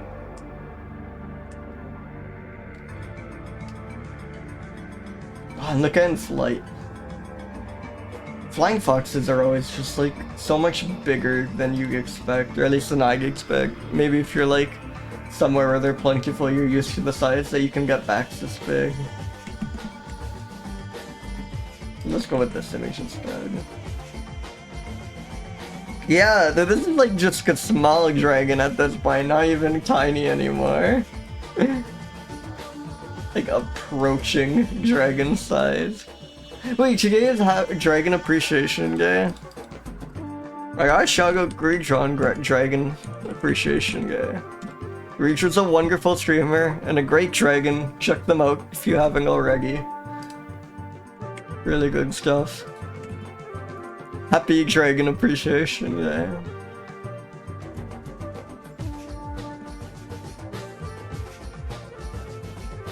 A small dragon the size of a large dragon, exactly.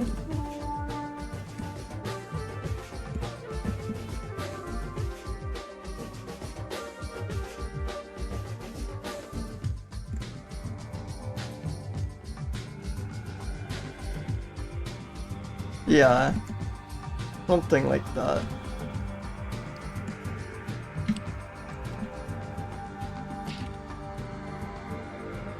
Let's read more about this.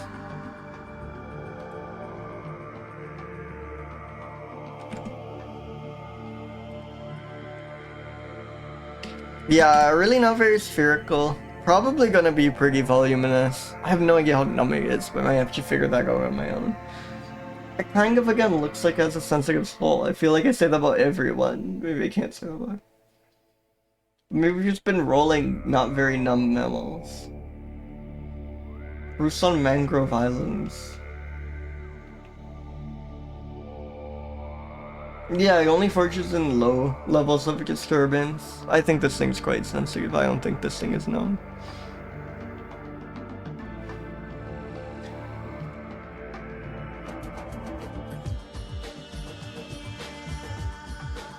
The Wrecking Bot. Wait, it is usually hunted at foraging sites as a snack for drinking parties. That's like the most hyper-specific, like, cause of hunting. That's like terrifying. I've never seen a megabat described as a snack for drinking parties before.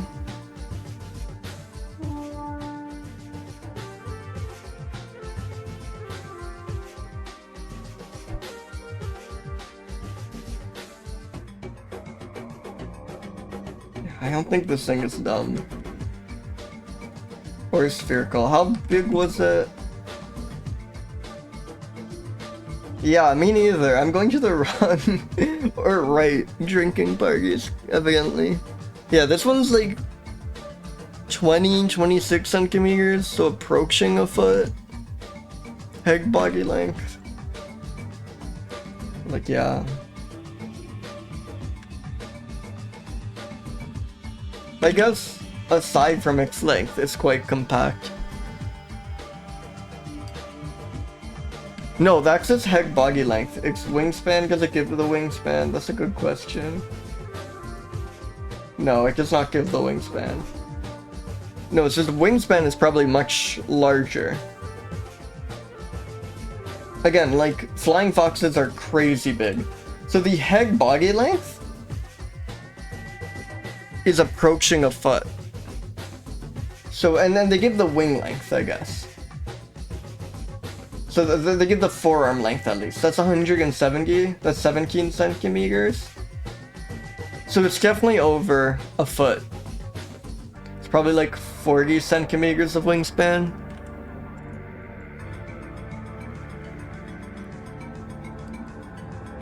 It looks kind of gullible in this image.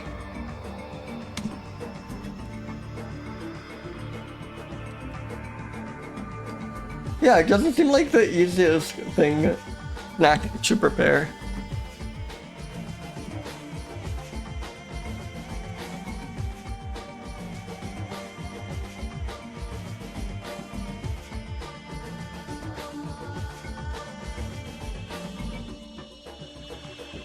Knack for drinking parties, roots in mangrove islands.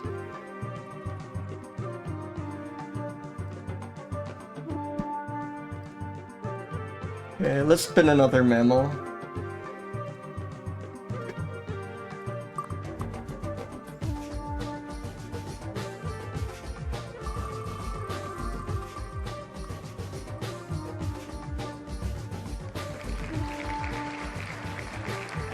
Tachyomys macrocircus. Macrocircus. Ooh, shrew rat. I think that just misses our criteria for incrementing the shrew counter, because the last word is rat. Shrew is merely an adjective here. I'm excited for this one though.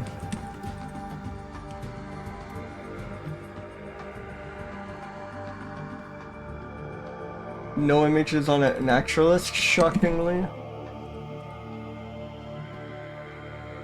Yeah, the macro circus, have you never been? Yeah, a rat shoe would absolutely increment the counter. Yeah, I'm not doing shrew scagus phylogenetically, I'm just going by name. I have a kind of mean named command for that. But mostly this is because I want to be able to increment the shrew counter as much as possible.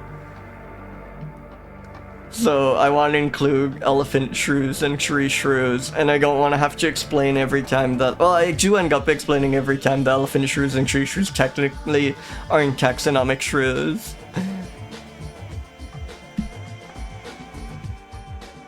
It only eats earthworms. I think my whole rules for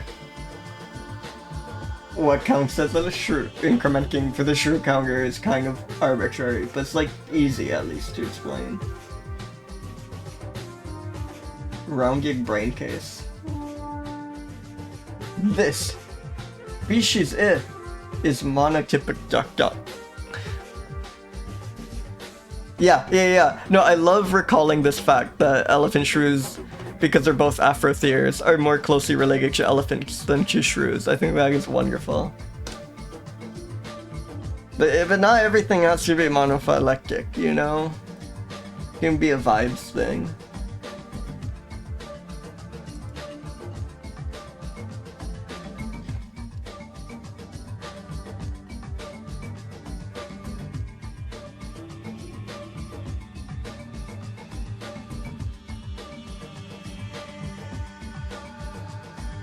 Okay, no illustration or image.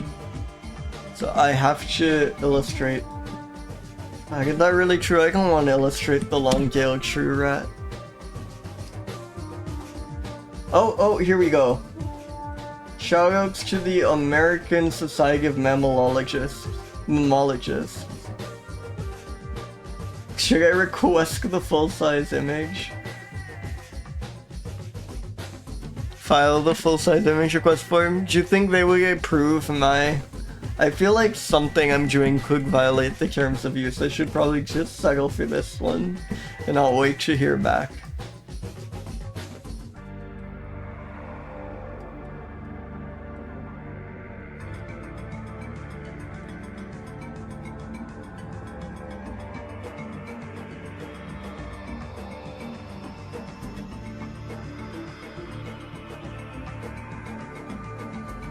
Long-tailed shrew rat. Do you mean what animal I'm reviewing? I'm reviewing the long-tailed shrew rat. Or do you mean what project am I doing on the stream? Because that is, I am reviewing I'm reviewing every single species of mammal. There's like 5,416 in like Wilson and Rieger's Mammals of the World, and I'm going through them in a random order. I've been streaming this for like, I don't know, 4 months now? Jeez. And I'm about like 12% of the way through. I guess more like 11.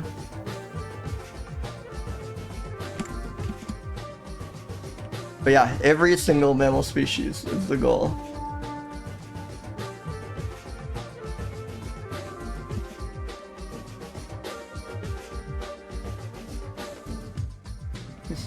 I can barely make out the attribution, but it seems to be J-A... Assiskin.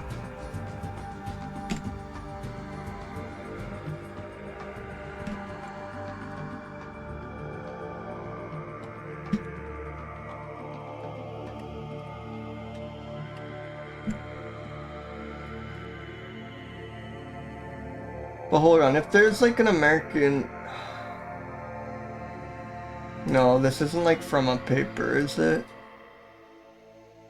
It doesn't seem to. Wow, they even have a second image of it.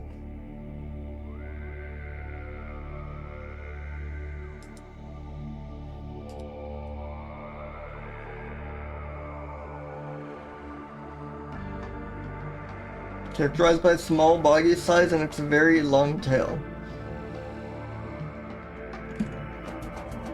It's like kind of hard to make out in this image, but it does seem quite long.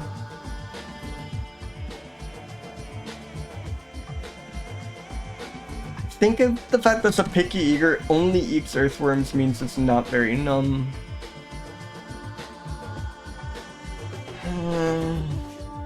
Like 52 spherical.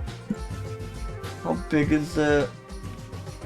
12 centimeters. It seems so easy to trick this.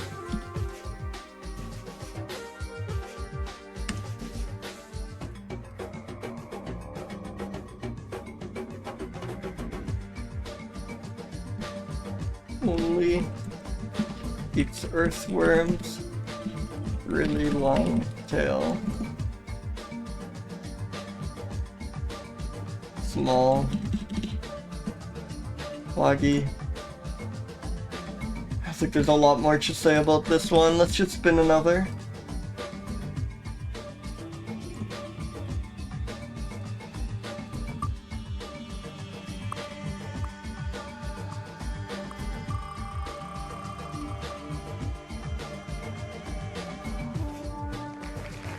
Pithecia? Monachus? Oh my god, the monk saki. Wait, I think we've had a saki monkey before. That might be redundant. Maybe like saki's a word from monkey. Wait, are these even monkeys? Yeah, they are. Thought this might be like another primate, but no.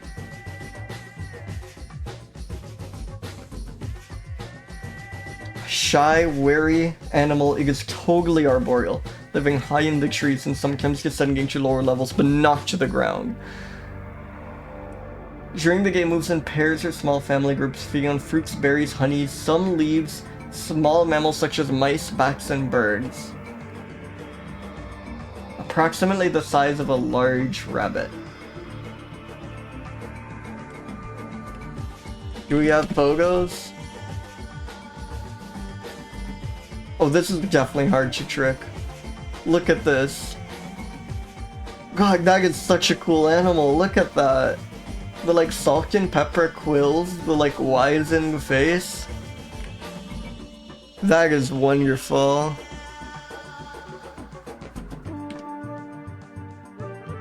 Oh my god. Really cool. It really, I see why it's like called a monk. Like look at that hair and it has a like wizened look to it, man. Yeah, this is not gullible at all. The leaping image, it does look very human. What's it next to here, I wonder? Maybe another monkey? This has to be the image though, like holy shit.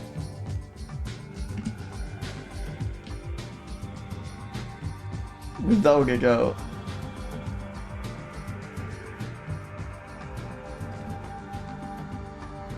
That is so good.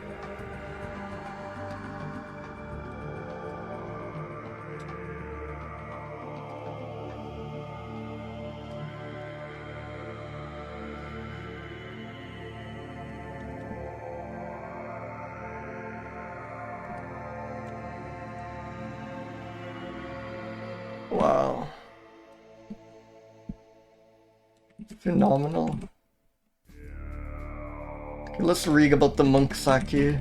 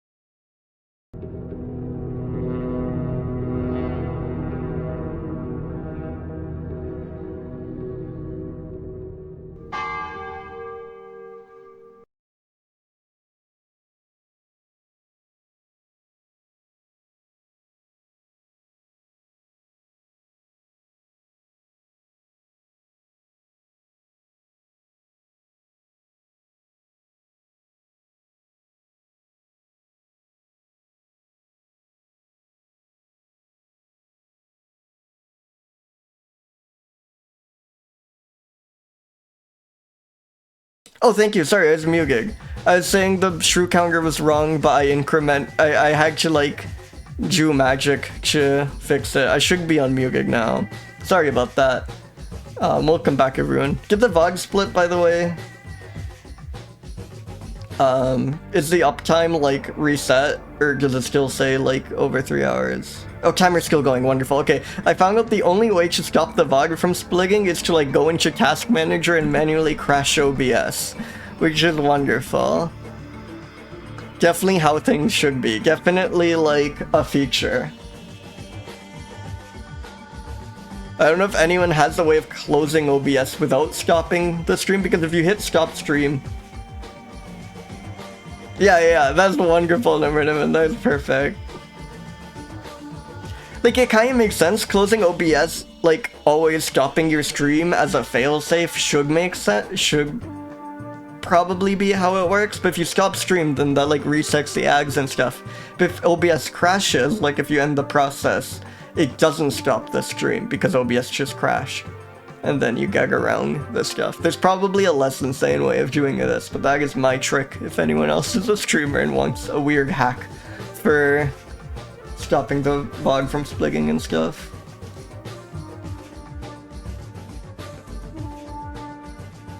I was about to end anyways, but I actually got this one. And man, I thought I fixed the problem with OBS freezing, but I think that is just my life.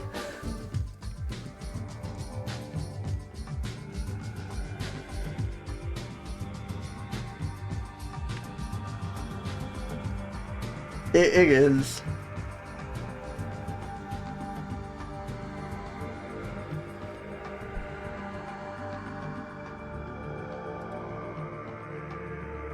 It really is. The funny thing is that there are like a few alternatives and they are all much, much worse somehow. I guess it's just a hard thing to make.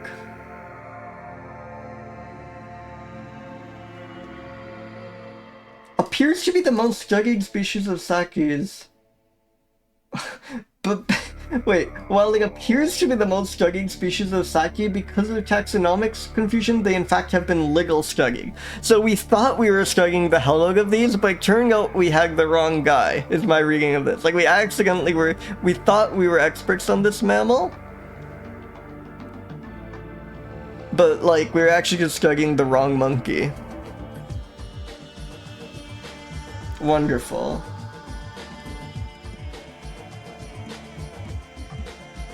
Yeah, no, it does. Okay, let's review this. God, it does look kind of numb, like, you know, it has endured so much suffering and torment, you know. It's like above earthly sensations. Yeah, numb in a peaceful way. It's transcending. My mysterious monkey, exactly. It is, like... It's not a vole or anything, but for being a monkey, it's quite... Whoa, look at this, like, wet one. That's crazy. For being a monkey, it's, like, extremely spherical, right? Like, look at how round that is. It has the very spherical head. Like, as far as monkeys go, that is quite spherical. I love this animal. I genuinely think this is, like, one of... As far as just being... one that is like I enjoy looking at, one that I'm fond of the appearance of. This is like one of my favorite mammals I've gotten. It's not like the craziest mammal or anything, I just think it's really cool. I just think I love when a mammal looks like mysterious and solemn and stuff. I think that's just a really cool look. I love this guy. They said it was the size of like a large rabbit, which is crazy. This thing feels like it should be bigger. I think that on our scale that would be a boga 150. That seems too high for a large rabbit. 142 maybe. Yeah, not gullible at all.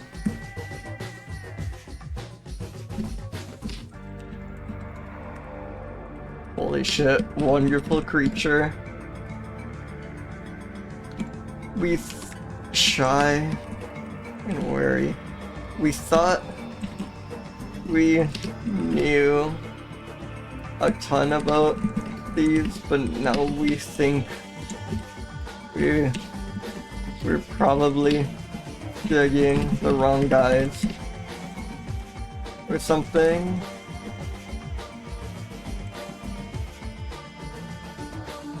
Insane roll. Wonderful creature. And I do think I will start to wrap things up on that. No, I think this is the last mammal of the day because this is phenomenal and I need to get some groceries before the store closes and start making dinner and such. But thank you all so much for joining me. Really good mammals, you guys. I'm still thinking about the poob. What was it? It wasn't the poob. It was something. The cube. The cube. There we go. Oh man, a lot of people I want to rig. A lot of people I want to rig. And a cube was like here earlier. I feel like I should probably. I think I raided cube once, but it was a while ago. Let's raid cube. And also cube rhymes with poob. That's a good like tiebreaker because a lot of people I love to rig are on. But only one of them rhymes with poob. Alright, thank you all so much for coming by. Well, a lot of you came by, a lot of rig. Thank you all so much to everyone who rigged. Thank you all, thank you. It was the dupe. Oh yeah, it was the dupe. Wait, it was the dupe or the doob? It was the dupe, but I kept writing doob instead or something. Anyways, thank you all for joining me. I will see you all next time. Oh yeah, by the way, I'm gonna move Thursday streams to another day of the week, probably Monday. So this will probably be the last Thursday stream because I've been like assigned to teach on Thursday and the time no longer works. Future streams will probably be on Mondays instead at the same time. Yeah, thank you all for coming by. Thank you all so much. I will see you all another time. Bye everyone.